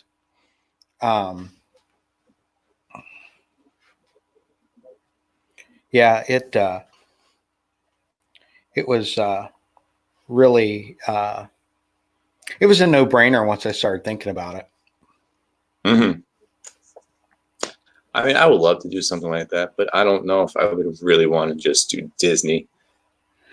No, I'm definitely not going to do just Disney stuff like that before, and yeah, like I don't know. That's just a lot that people would expect from you. And I just don't have the time to do that with a normal job. Because I'm sure like that's at first it's like a side job or like a hobby or something, basically, right? Like kind of doing like YouTube. You just got to build yourself up to actually where you can make a living on that. Yeah. Unfortunately, that's everything fun these days. Yeah, I mean, and I've the trainer for MEV texted me during one of the streams today, and she was telling me that got me into a few things today and was getting me set up with a few things. And I told her, I says, I don't want to rush myself. I said, but I'm talking to a few people and I've brought a few things up, and I know some people are thinking about going to Disney, and I need to get myself prepared for Disney, because when these people say they want to go, I want to be prepared for them. Right. And look who came in to join us, Danny. I've Oh boy, my computer screen today. what's up? Not much, Danny. How are you? I'll say Lena good. has been on about 15 streams today. Yeah, let's You're see. just busy today, huh? Sundays are my busiest day. It is my live stream day. I'm like, well, Sundays are usually my filming days. So we're usually out filming on Sundays. But today was just a lazy Sunday for us. We went to this comic book bar today, and that was it. So I got up and did training. Then I was on Myers and Elf Craft Chat. Then I had Mandalorian Skywalker Chat. Then I had Scrap Room Sunday Chat. Then I had more training. Then I went to bed and forgot about said training call. Then I got up and did said training call. Yeah, Lisa had messaged me and says, I got a training tonight from 8:30 to 9:30 or 10:30. I said, well, we may not be going live. I said, I don't know. Danny's, or I said, I get the other guy I'm with tonight. He said he may be going out to do some stuff. I said, if he doesn't, I said, my wife's been sick and she's up now. And hopefully she's starting to feel better. Danny, she's been in bed for almost 2.5 days straight. really, I mean, yeah. I wish I can be in bed 2.5 days straight on good reasons, though. Yeah, good reasons is different, But yeah, when you're not feeling good, that's just horrible. Yeah. Exactly. But that's crazy. Everybody's getting sick, though. It's just wonky weather. It is. Yeah. Well, we're all watching YouTube. Everybody's passing the computer virus around, and I've had to use my emergency inhaler a lot more in the past couple weeks, just because I feel like I'm just so tight. I can't breathe right. I actually broke out my big breathing treatment machine and had it on. Oh, yeah. The nebulizer, yeah. No, yeah, my nebulizer. And I hate that because I feel like all you're doing is inhaling spit.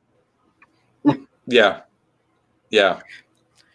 Me and Danny have just been going over check-in horror stories at Disney.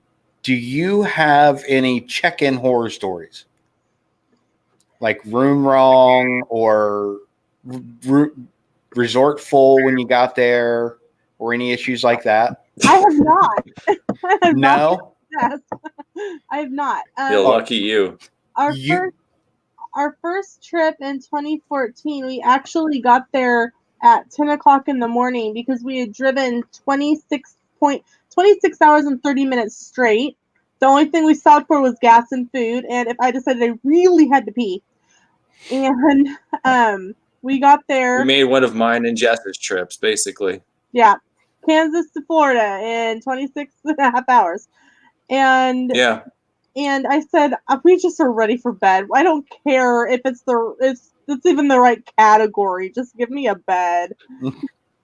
And we had paid for a preferred, and I think we ended up in a standard at All Star Movies, but they credited us like the difference. So I would have flipped out. Like, great, there's a bed and a pillow.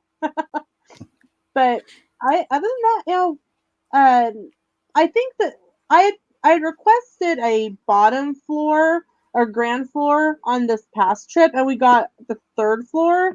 But I mean, I get that why we didn't, because we did check in the day after Christmas, and it's kind of at that point. Yeah. Here's a room. Here you go. Here's a room. Yeah. Here we're putting it in a person. So I mean, and it wasn't bad, and it was really close to the Skyliner, and we were right there next to the bridge where we could easily take the pop. Which resort? Pop. Okay. So we were right there by the bridge. We could take either the Pop Century bus or the Art of Animation bus. Sam took the Skyliner several times, so the location ended up working out really great. But I think that's the only thing that I've had. I've never had really like any check-in nightmares. Oh nope. I take that back. Last year we used, not last year, in 2018 we used our Westgate timeshare before I made them take it back, and it took us an hour and a half to check in, standing at the desk, because they kept saying that we didn't have a reservation. What? And I was showing them the printed paper printouts. And then they put us in, we were using our lock off, and the people in the main room were smoking pot, and it was coming through the ventilation, and I had a seizure. Oh, no. So they upgraded us to a 2-bedroom for 2 people a couple nights before we ended up leaving. But I was really sick, and they refunded us some money and stuff. So I think that would actually be my only horror story. Jesus, quit. Yeah, you missed Danny's great honeymoon story of just throwing a temper tantrum in all-star movies. Literally throwing herself on the floor. I about did that at the plane on this last trip, so. I mean, when we get there, and I mean, we're at the value resort as it is anyways. I mean, we went through our honeymoon registry and everything to do all that. And we're not sports people, keep in mind, okay? Right. When we get there, they're like, oh, well, we don't see that you even requested a queen size bed, another alone. Oops, we overbooked the movie resort. I was like, you need to explain this to my wife, because they were going to try to move us to the All-Star Sports Resort. I'm like, I'm not a sports person. You are not doing this. Let me get my wife. Yeah, like, did the typical wife on a honeymoon, everything's going to hell breakdown in the middle of Disney resort lobby. And they were like, we have a room available now. Here, it's a handicap room. I was like, I don't care. Give it to me.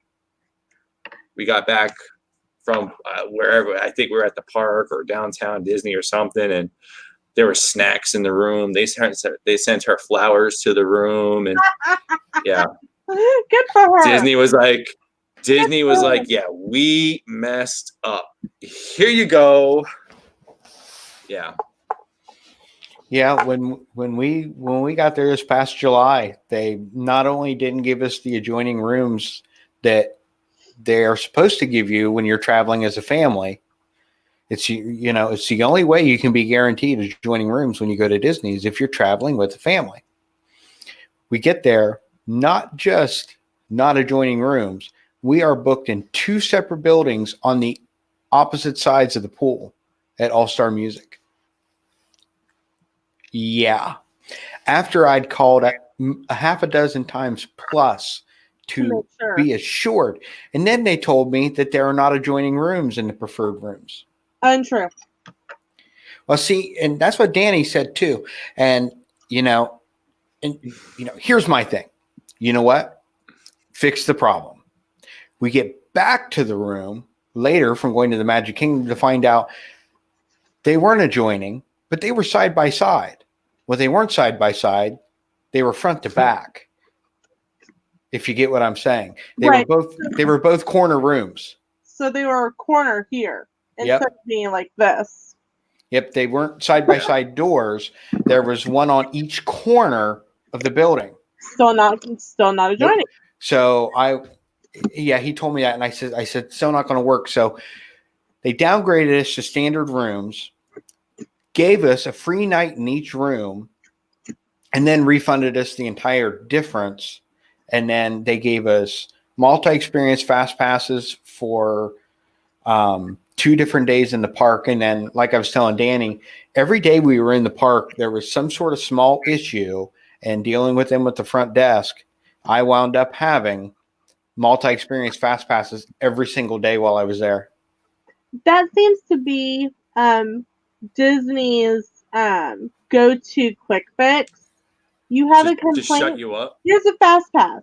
Oh, yep. Here's a fast pass. Here's a fast pass. Here's a fast pass. And it's not. That's because you know why? That doesn't cost them anything. That's exactly it. Nope.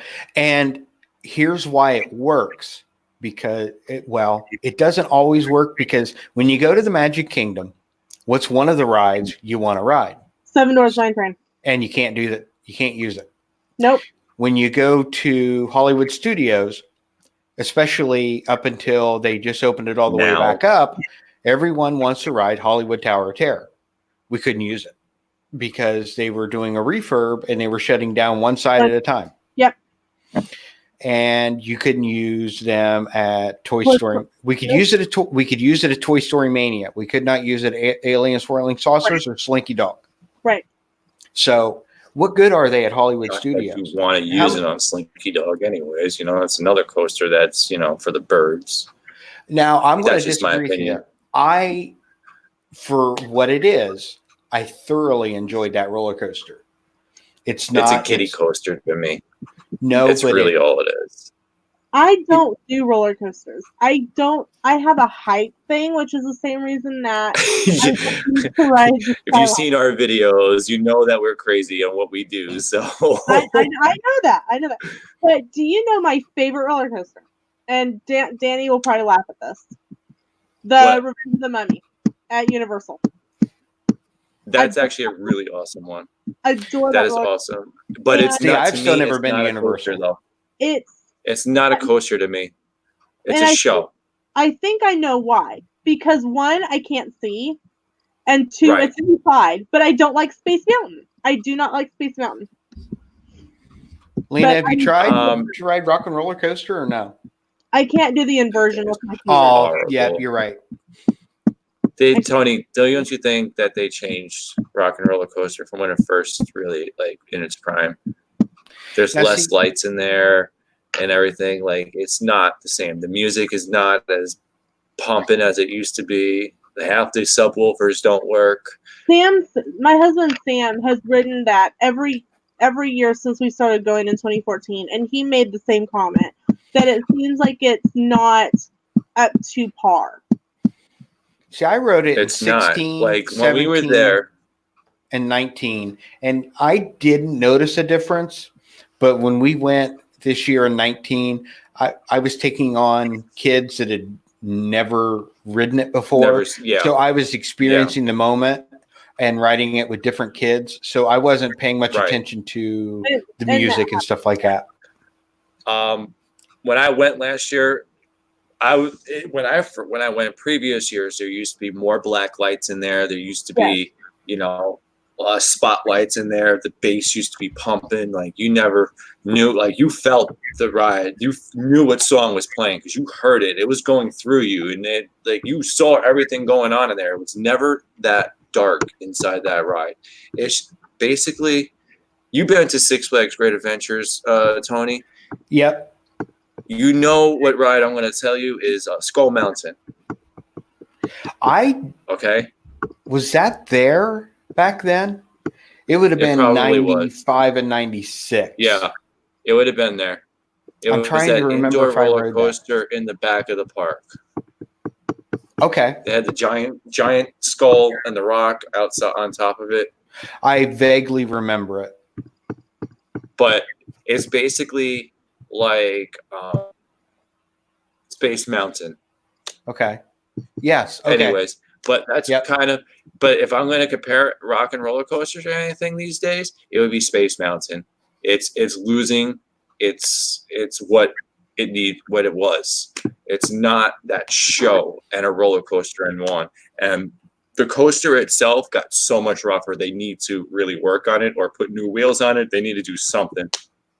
Well, the last time we rode it, I didn't ride it. I went through the queue and then I just took the chicken exit.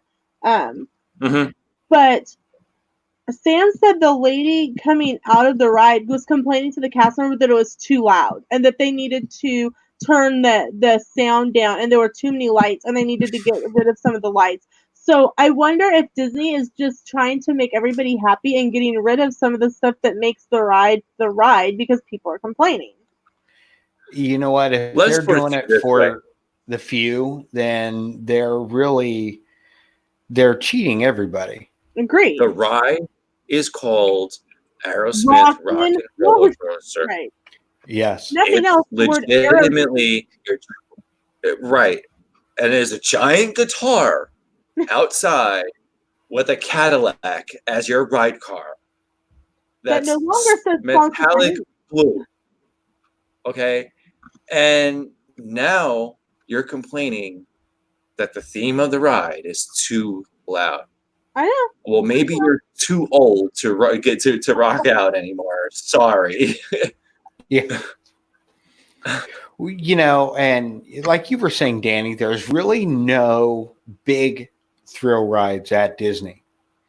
If you're going to There Disney isn't. World and you're riding something that's too much of a thrill for you, I'm sorry, the Tiki Room is just a bus ride away. Yeah. You know, Yep. you will never go to a park that has more things for everybody than you have at Disneyland and Disney World. Disneyland has more thrills in California Adventure than any of the 4 parks does in Florida.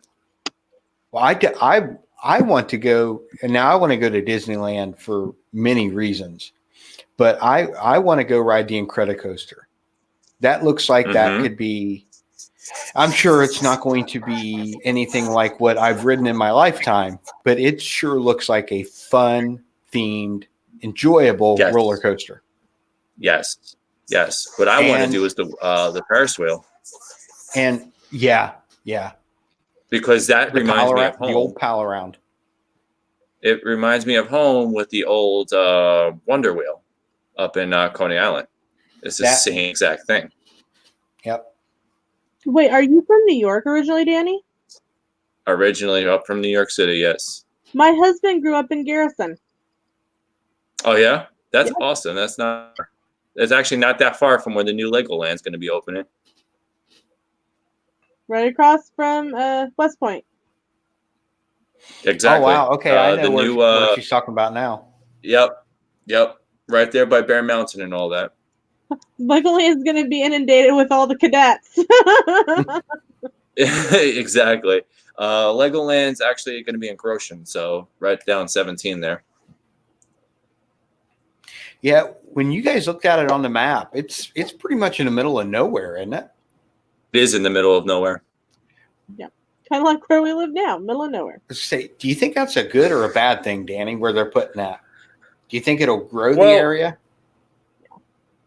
Here's the thing. A lot of people in that area are really, really complaining about it. But then again, everybody is going to complain about something new coming to the area in that aspect. For S&G today, if you know what I mean, I'm sure you do, Tony. You know what I mean. I was looking at hotel prices in that area for maybe like for October 2nd to the 5th, which is Friday to Monday, which happens to be mine and Jess's anniversary. So I was like, you know what, whatever. Let's see. The Holiday Inn Express for those days, including park admission, was ranging about $1,100 just to stay there and get into the hotel, to the park for the weekend. So realistically, is it going to be economic booming there? Yeah, it is. Traffic is going to be a nightmare because you have to remember there's only one highway and one highway only that goes to Legoland, and that's Route 17. And it's a 2-lane highway. Yep. Either way. 2 lanes going forward, 2 lanes coming, going north, 2 lanes coming south. And this highway goes up like as far north as like Syracuse and Buffalo and all that up that way. So Legoland bought an exit for exit 125 off of 17. They bought it. They're like, here, we're paying for the exit. And there's one exit to get off to Legoland, and that's the only way to really do it. So it's going to be a traffic nightmare. Yes, 100%. Do I feel bad for those people trying to get to work on a weekday morning? Yeah, 100%. I really do, because I knew people that lived up in Goshen in that area who traveled down towards Westchester County or like the city area to go to work every day. So it was bad enough when they put the new bridge up in New York. So this is going to be the same thing. It's going to be a nightmare. Yep. Is it good that it's in a location up in the Hudson Valley for New York State as a whole? Yeah, it is.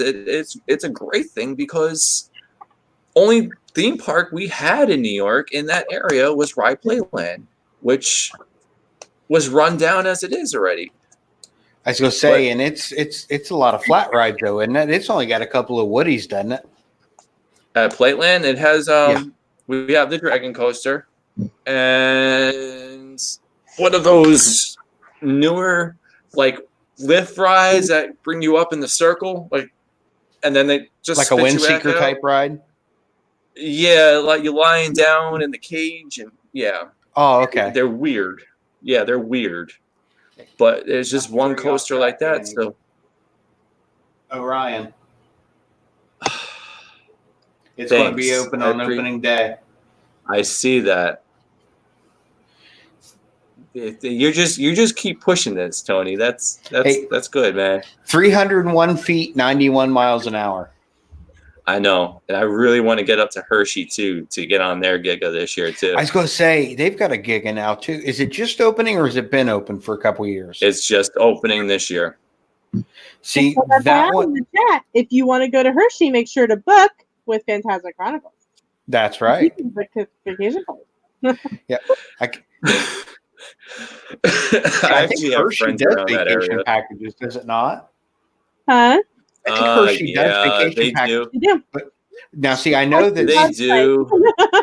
Well, see, I'm finishing up the college or the Disney College of Knowledge. I want to get that completely out of the way before I worry about anything else. The thing about Hershey's hotels is that they're not the greatest hotels. They're run down and they need some love.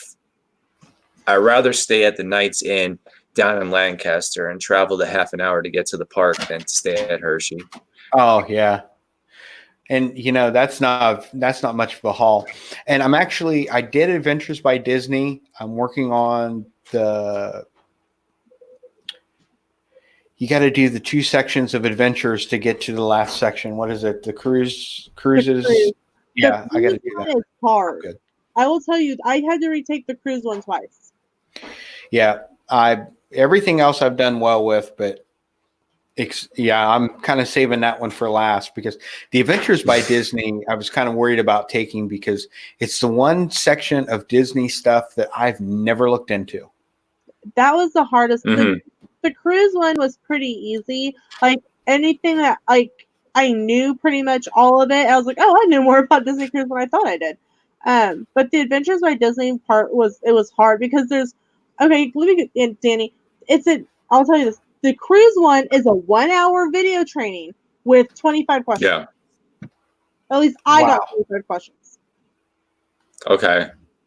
And it's not, some of them are broken up into here's a 6-minute video and here's a couple questions. Yeah. No, this is a 1-hour video. It's all one piece. All one piece. The Adventures by Disney Cruise is one piece, and it is a 1-hour video, and it moves fast. Wow.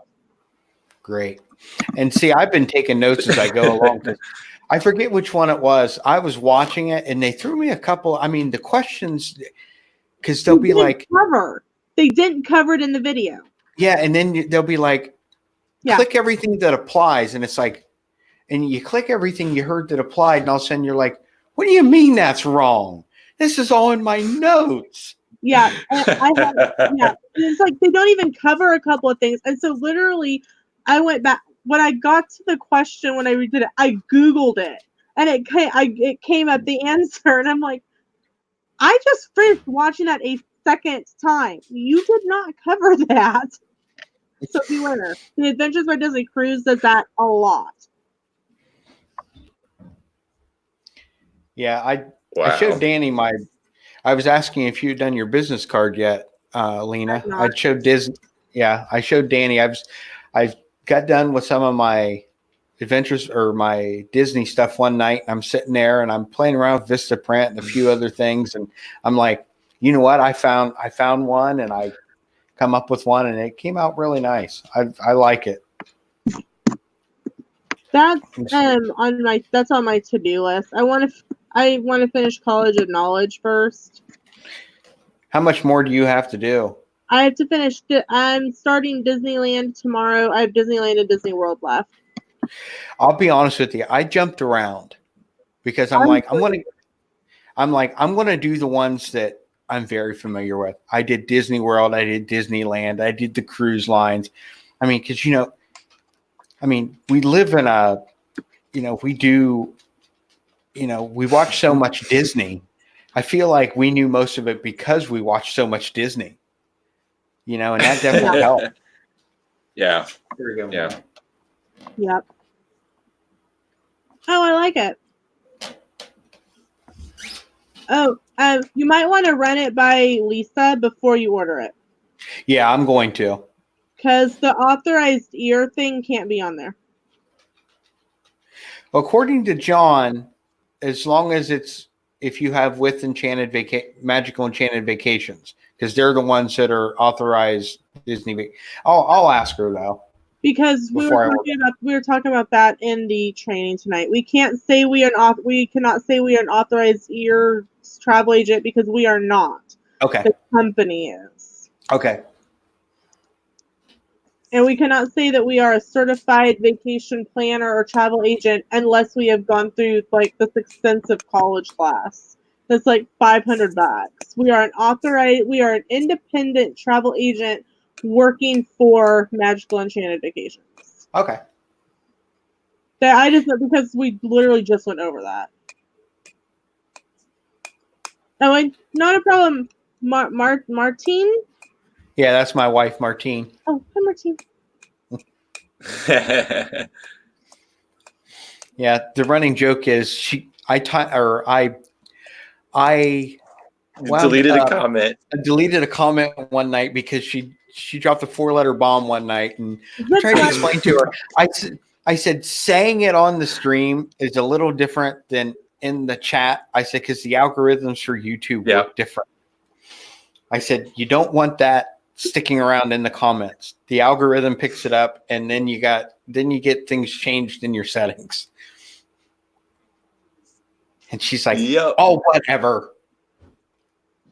So she said she was flipping Tony off tonight. So because Lena said hi to you. Oh, I'm making soup. Oh, you're actually going to eat something? Yes.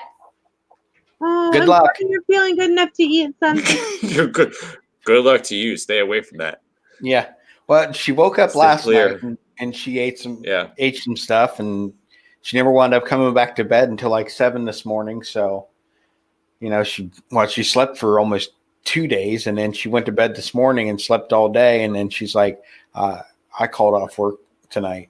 They put her on call last night. They told her, so don't call off. We're low census. So, and she said, I'm still not. She goes, I think my fever broke, but she goes, I'm still not feeling good.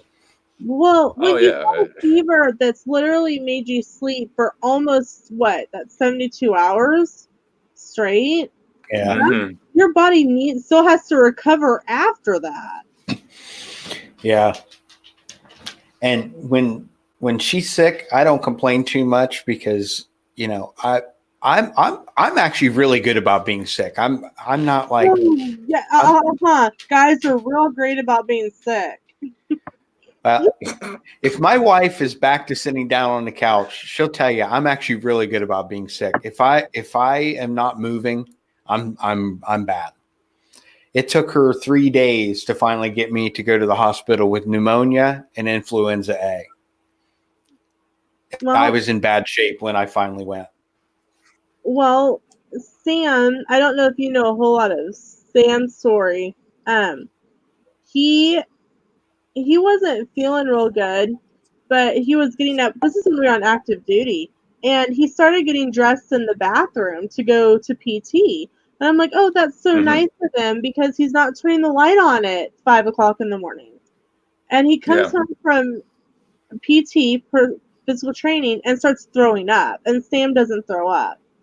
And he pulls his uniform down and goes, honey, I think there's something wrong. And it looked like he had a golf ball sticking out the side of his neck. Ouch. He had a stage 3B tumor. It was wrapped around his geez. lung twice and his heart 3 times. Oh wow. That needed looked at. Yeah, and he was trying to say that he didn't need to go to the hospital. He finally was ordered to go to the hospital by one of my friend's husband who outranked him by 1 rank, but knew he'll listen to me because I technically do outrank him. And he had a heart attack driving the truck on the way to the hospispital. Oh, wow. It was constricting. And tight. Wow. Yeah. When you have to go see the ear, nose, throat, and heart doctor for a tumor, you know it's bad. Yeah. Yeah. Well, that was like me when I was sick last month. I was like, dude. Yeah. Danny, you're lucky you didn't wake up with a pipe sticking out of your throat. This close.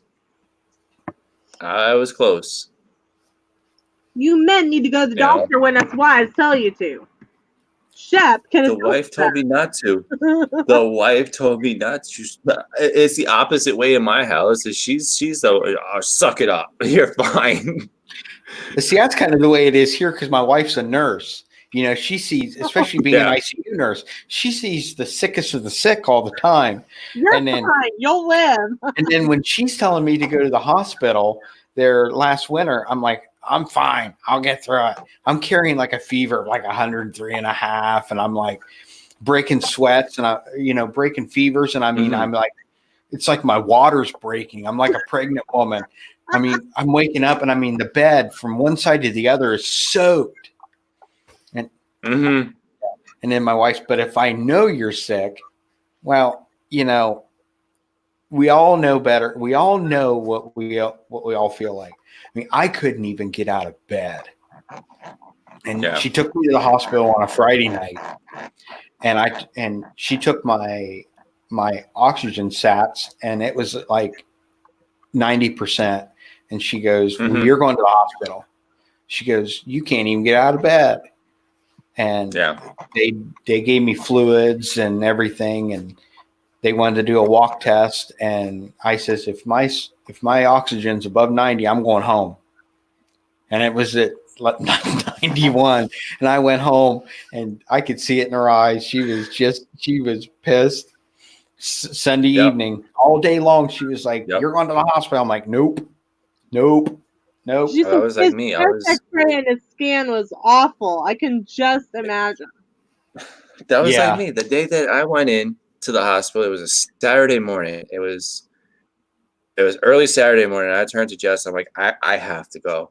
Like the hospital is literally down the block from us. It's like 5 minutes from us. So it's like, I have to go. I'm like, you got a choice. You could drive me there or whatever. Because she was supposed to be, since we're in the 501st and the Rebel Legion, she was supposed to be doing the Christmas parade that day here in Atlanta.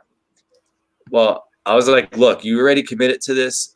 Just go. And I'm trying to talk to her, sounding like a Muppet and everything, because everything in my throat was just so swollen. And it just hurt. Oh, man. It was like, picture like a nasally Muppet talking. And that's kind of what I was sounding like. It was so weird. Oh, man. But I was like, do it. She was like, well, I'm not going, it was like, she's like, so she's like, look, just go home. There's no need for you to sit in the emergency room and be bored out of your mind. Let me just sit here, I'm there, I'm waiting. I'm like, all right, all they're going to do, they're going to get me out of here. They're going to give me some kind of medication, some antibiotic, and I'll be on my way home and go to sleep again, They come back in, they were like, yeah, we want to do a CAT scan. I was like, for a sore throat, they're like, yeah, we just want to make sure there's nothing there, no abscess or anything. I was like, okay, you don't do a CAT scan for for a sore throat, but I'm like, okay, I used to be an EMT, I know the deal, So they come back, they were like, yeah, EMT look. Yeah, up in New York, but the pay sucks, so. Screw that. That's why I'm always like, oh, I'm sick. I think I can diagnose myself with whatever I have, But now you sound like my wife. Yeah, exactly. To come back in, they're like, yeah, we're transferring you. I was like, why? no, you need an ENT. I was like, you're a hospital. You could do it here. They're like, no. You need to go downtown to the specialty hospital. I was like, oh, okay, thanks. I called Jess, and she's like, they're doing what? Why do you need to go there? Because I'm sick and I don't feel well. Quit yelling at me. She's like, this is ridiculous. Well, Tony, you know how what I mean? It's like, it's just one of those reactions. It's like, I'll meet you. She's like, well, what do you want me to do? She's like, she doesn't know the area. We moved down to Atlanta 2 years ago. It's her and myself. We have no one else down here in Atlanta. It's me, her, and the dog. That's it. That's all we have.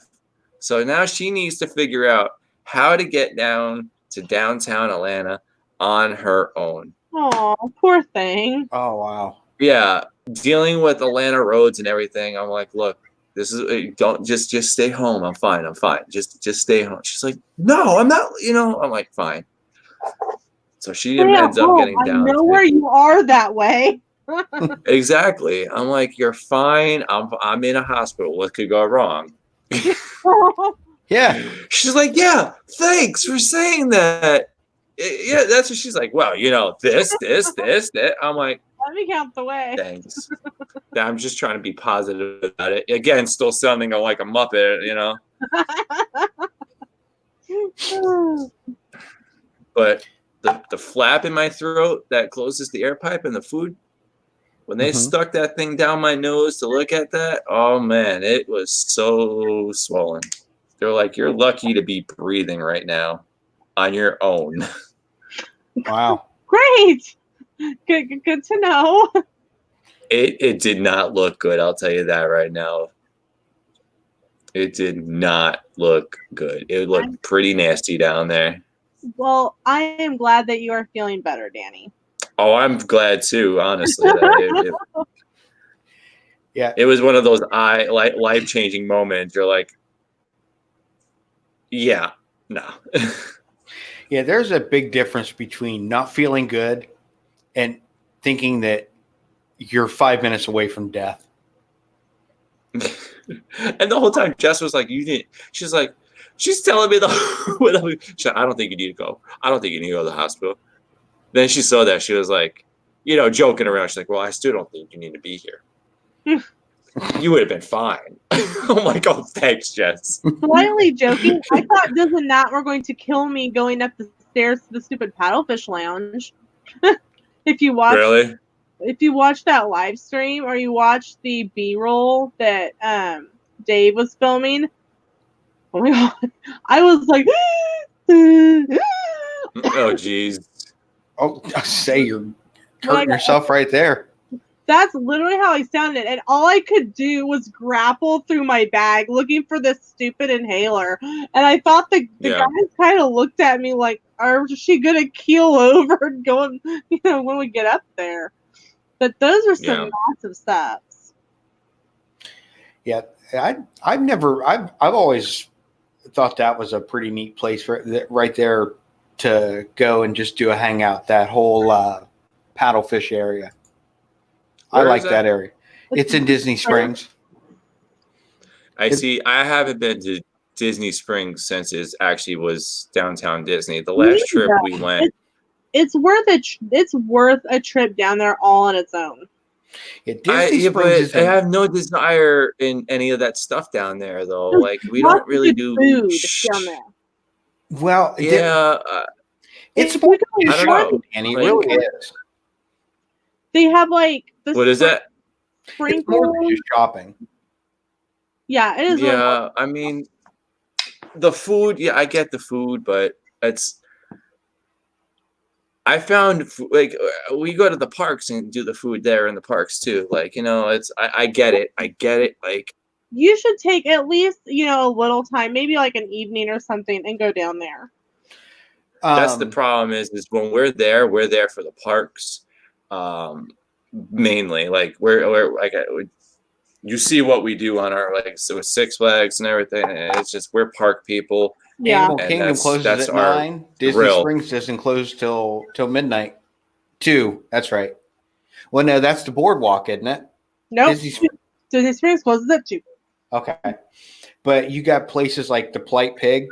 Mm-hmm. Let me tell you what. That is good food. Chicken Guy. Is it? See, Chicken Guy wasn't open yet when we were down there. Oh my gosh. If nothing else, you have to go to Chicken Guy and get the fried pickles. So good. Just make fried pickles. Yeah, when my daughter went down this past November, when she danced down at Disney Springs, they went to what's the place that's the cupcake ATM? Sprinkles. I don't know if she actually made it there or not. I know she said that her and her real dad was going to Sprinkles because he wanted to take her to the cupcake ATM, which, I mean, if you've ever seen a video from that, Danny, I mean, it's kind of corny and cheesy, but it looks like a big ATM. You go up and you order, and you open it up, and a cupcake comes out. And I mean, cupcake out of an ATM, I'm down. I like cupcakes. Yeah. I mean, the whole area, I mean, yeah, there is a lot of shopping. There's a lot of places that most people cannot afford to shop for if I want an Under Armour sweatshirt, I'm going to make the 1 hour drive west and go to the outlet mall. Mm-hmm. I'm not going to go to Under Armour in Disney and pay $90 for a sweatshirt I could pay $40 for. Or what? Yeah. But there are lots of things to do down there, just things to discover. I mean, you might go down there in the evening and see 7 or 8 different people performing live music. And I mean, great performers. I mean, people that are just from the area that are trying to make a name for themselves. We tend to stay away from the malls, like here, as like anywhere we go as it is. So it's like, that's kind of like what we saw it as. It's like a mall. Like, on some levels, yes, it is a mall. But if you can get past, look at a map, like one of the park map, like on the computer or something, and there's so many good places to eat. Like Planet Hollywood, their menu was totally revitalized by Guy Fieri and from the network, and we didn't get to eat there because that was the day that our plane was delayed. But then there's like Tony said, Polite Pig. Then there's Chicken Guy, which is the chicken strips. Boathouse, Paddlefish. I would really like to do the Morimoto street food. Morimoto Asia. There's so much food just in Disney Springs. And I hear one of the. Oh, go ahead, Lena. Sorry. That's right. If you have Memory Maker, they actually have a photo studio in Disney Springs that you can scan your Magic Band, and they will take photos in front of a green screen, and like you may have it in front of a fall scene, or you can say, "Hey, we want some Christmas photos for next year," and it's like February, and they'll go, "Okay," and they punch a couple pictures on their computer, and it's never busy. I think when we were 18, we spent 20 minutes with the photographer because there was no one there. Oh, wow. And the Void, you'd love the Void. You would love the Void. As a matter of fact, when you were down there, they had the Star Wars experience, which is basically kind of... Yeah, I saw that. We were looking into that. But the prices that they were talking about for that is my issue. I'm sorry. I cannot remember who it was that filmed a before and after of doing it. And they said that they would gladly pay that again for that experience. They said you felt like you were truly on a ship, and it just, you were completely, I mean, I don't know if you've ever really done much VR, but when you have those goggles on, you're in that world. And, as big of a Star Wars fan as you are, I mean, what was it? $45, I think? Yeah. $45 to immerse yourself in that world for 20 minutes. I mean, to have that realistic... Which realistically, if you turn around, it turns into $90 for me because it's just ending doing it. Because you know, like she's not that typical wife where she's like, oh no, I'm not doing this. She's there with me and doing all this crazy stuff, you know. Well, for $90 for the two of you to be completely immersed, completely immersed in the Star Wars world. I mean, especially considering the fact that you guys do all the stuff you do outside of just the Star Wars movies. To immerse yourself in a battle that you could actually involve yourself in, that $90 sounds pretty well spent. And I mean, 20 minutes of your day, $90. It sounds like a lot, but you can't go to downtown Atlanta and do that. It's only right there at the Void. And so they have promo codes or I hear Groupon. You can get stuff off Groupon for it. Or jump on the resort buses and look at the up like right behind the driver. There's big posters for the Voids and each bus has its own coupon code. I seen the Void posters, but I never noticed any coupon codes. Yeah, because I knew that was. You keep reading. Mention this poster or mention this code and receive some % off. Yeah. Yeah. Down where there's photos are, I mean, there's like Goofy's Candy Company. Mm-hmm. I mean, and some of the stuff you find in there, you know, because whenever we get the dining plan, I'm not as much as I love to eat. When I get down there, it seems like I don't eat as much as I normally do. I mean, I don't snack a lot during the day, and you know, you get your 2 snacks a day. By the time we leave, a lot of times I've got snack credits left over. I hit Goofy's Candy Company because you can go to their. That's what we do, yeah. You know, we hit the Magic Kingdom on the way out of Mickey's Not So Scary Halloween Party because it was our last night, and we actually stocked up on Rice Krispie treats and everything else like that. So, see. Now, if you go to the Goofy's Candy Store, Lena, have you been in there? Mm-hmm. You know, you go back to that glass case. I mean, I came home with chocolate covered. I mean, these strawberries like this big around. Yeah. And, you know, they have these chocolate chip cookies. I'll bet you they're this big around. Yeah. I mean, it fits in a personal size pizza box. Yep. Yeah. You know, and they're coated in chocolate and everything else. We had all this stuff we're bringing home on the plane. I can't even think of some of the stuff we got, but I mean, they're all snack credits. I mean, some of these things are priced in there for like $9, $10 a piece. Yep. Yeah. And it's like, we walked in there and we said, hey, we've got some quick service meals because we had the free dining. And, you know, there was a couple times where I ate breakfast in the hotel room with stuff we brought, and then I ate dinner. And then my other son, he didn't eat a few meals, so we had some meals to exchange and then snacks. Right. So we let the kids go through, get theirs. We went through and got ours. I mean, we had all sorts of stuff we were taking home. The best place to redeem leftover credits is actually Ghirardelli, because at Ghirardelli, each snack credit and each quick service is actually given a monetary value, and they'll say, okay, yes, and you go in and tell them we want to redeem our snack credits. And you'll go up to a register with a employee, and they'll look up and see what you have, and they'll tell you, okay, you have $80 worth of credit, and you go and you just pick up, you start kind of adding it up, and that it's instead of okay, well here this snack credit is going to get me this item. Well, at Ghirardelli, maybe snack credit gets me this item and this item plus this. You know, it's because it's on monetary value. Ghirardelli has given it a monetary value as opposed to the one for one or 1 for 3 exchange. Gotcha. So like if the Ghirardelli chocolate syrup for your ice cream can be redeemed for a snack with your snack credit money at Ghirardelli. I gave up on Ghirardelli when they quit giving me free chocolate when I went in the door. They started doing that. There's an outcry of people getting mad about that, so they do it again. Maybe I'll go back now. I can vouch for that. We were just down there.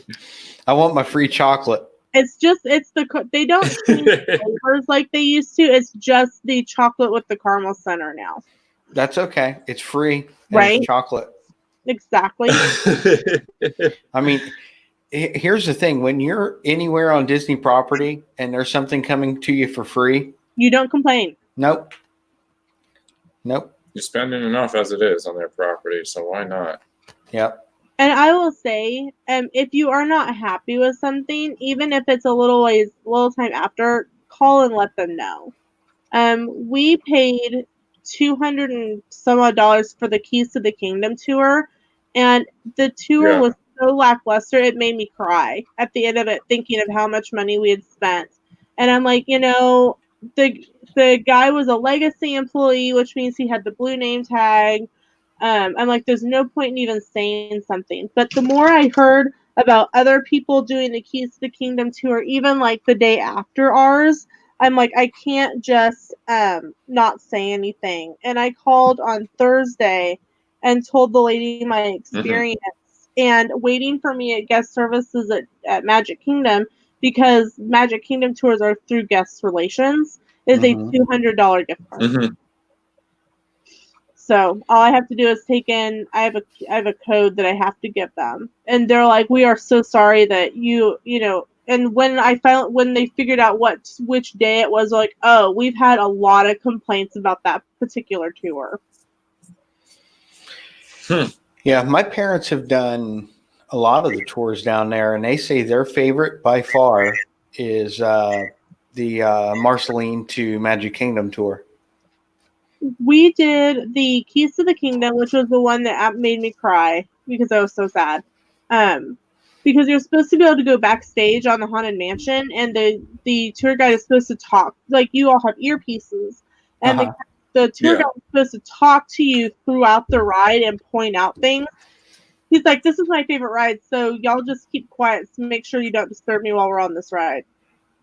Are you serious? He flat out told us at the beginning he was sick and it wasn't going to be the best tour we'd been on. You should never hear that.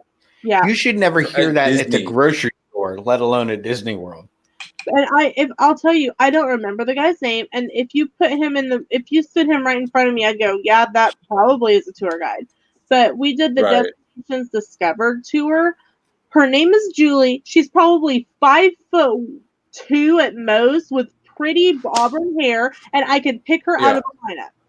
And I know because we waved to her all the time at Epcot.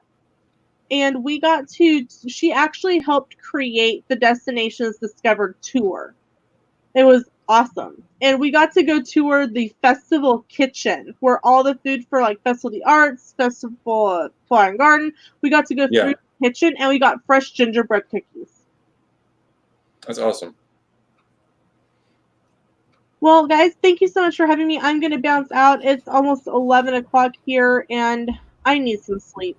I was just thinking it's probably about time to wrap it up. Well, I got a text message that apparently I'm live streaming again tomorrow. Oh, are you?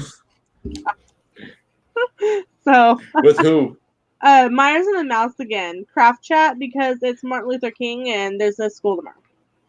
Well, that's a good channel to be on. Yes. I like Kelly and Mama. That's another, me and Danny were talking. I've really found myself lately, the smaller the channel, the more I've been enjoying them lately. Yeah. And, and like when I started watching, I really gravitate towards Kelly. I enjoy him and I enjoy the way he interacts with people. And, and I'm really enjoying watching these smaller channels grow.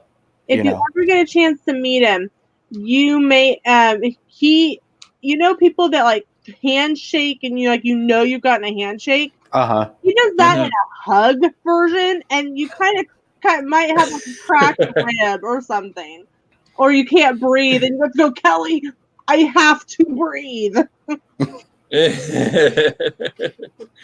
Because Kelly's in-laws, Yvonne's parents, live an hour from me. So I actually met Yvonne's parents and Yvonne and Kelly. Okay. Yeah. They seem like real, genuine, down-to-earth people. What you see on YouTube is what you get in real life, along with cracked ribs. That's like with us. Yeah. That's what we were saying at the very beginning. It's a little toned down when we're on here for who we really are, but yeah, there's not much. Hey, Yeah.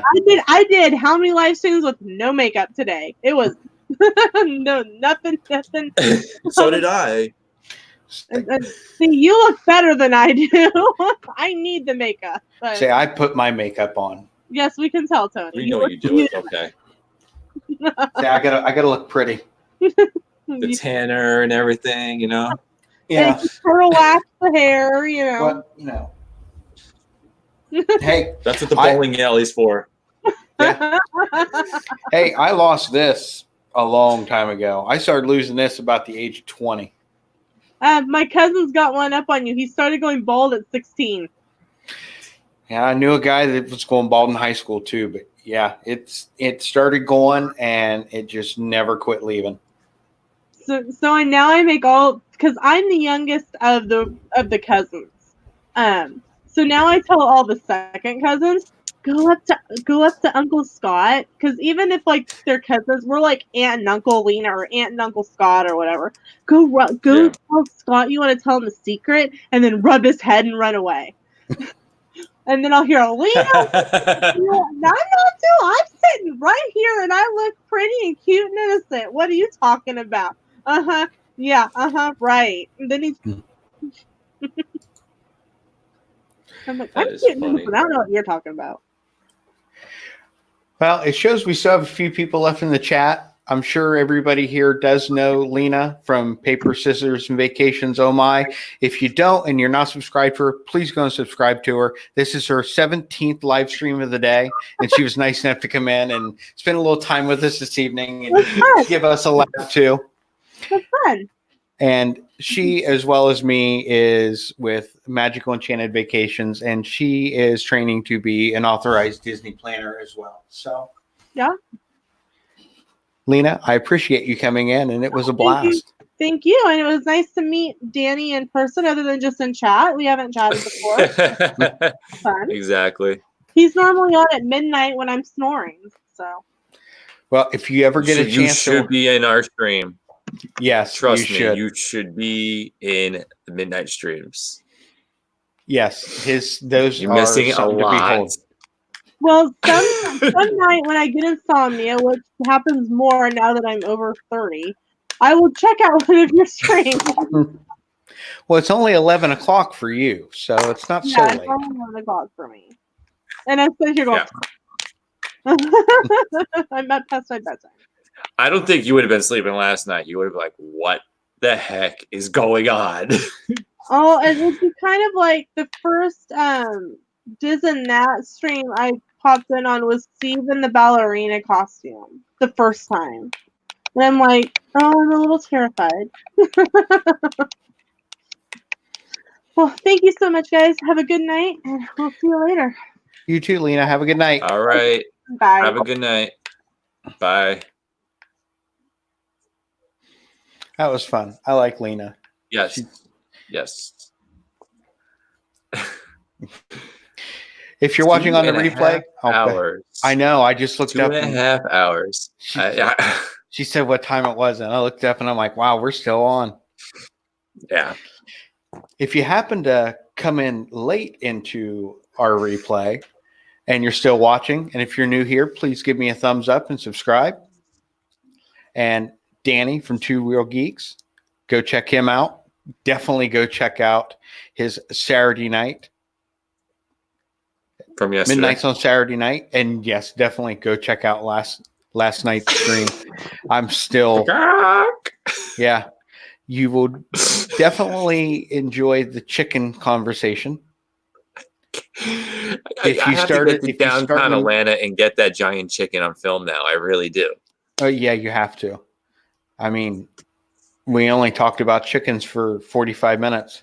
I don't even know where it came from. And we are the World of Randomness, and we go live every Sunday night at 9:30, unless Danny is chasing down 50-foot chickens in downtown Atlanta. Exactly. You never know what I'm doing.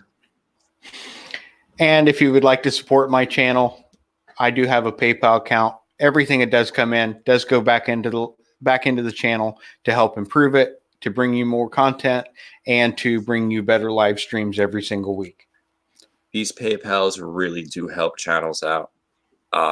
If you really like what you guys see on Tony's channel, not just our channel, any channel, if they have PayPal there, it's so we can get out and do more and content for you guys and bring you guys more adventures and randomness or whatever we're doing for fun that you enjoy us doing. If you're watching this right now, obviously you enjoy us at some point to stick around for 2.5 hours.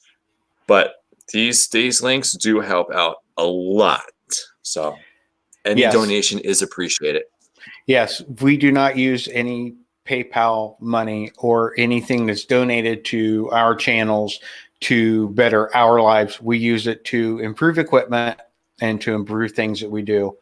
When I first started, I was using just the basic mic that's built into a computer. I've upgraded to a new mic. I mean, those things cost money. We want things to sound better. So if you do, if you do like the content we bring, we would appreciate it. A regular nonsense camera is what I started with. And then, we just moved up to this. So, I mean, I love it because now I'm able to do this. Yep. And see myself, and break the screen as I look into it. It's great. Or to go film 50-foot chickens. That's what the 50-foot chicken would be filmed on. Yep.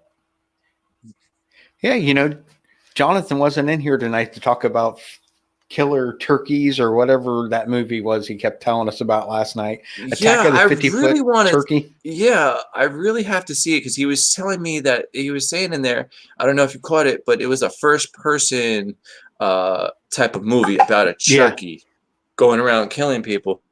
I have to really see this. It really sounded interesting. It did sound interesting. It sounds like 2 hours of my life that I'll never get back. But I mean, I've done that with blockbuster movies. I've done that with watching that movie Rubber and things like that. So it's not like it has been a first time. Like I said, one of my favorite movies is Clowns from Outer Space. Oh, no, Killer Clowns from Outer Space. Isn't that what that's called? Yeah, I think I watched that when I was about 10 years old. Yep.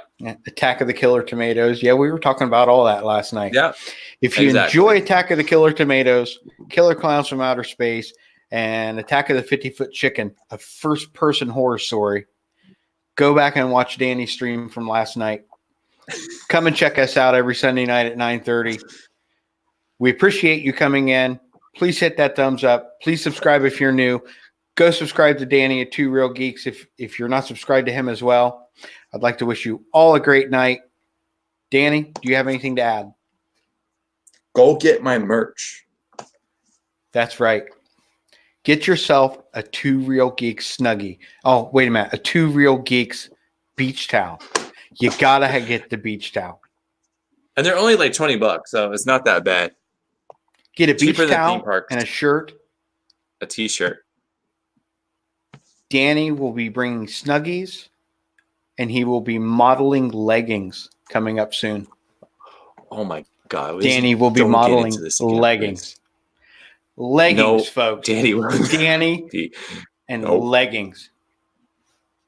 I'll have my model with me. I'll have my model with me. Just saying. Leggings. Danny and leggings. That's if you're watching at the end of the broadcast on the replay. Danny, leggings. It's a thought you will never get out of your head. You'll never see Danny the same again. And on that note, folks, I am Tony of Phantasmic Chronicles, joined by Danny of Two Real Geeks. I want to wish everybody a good night and goodbye.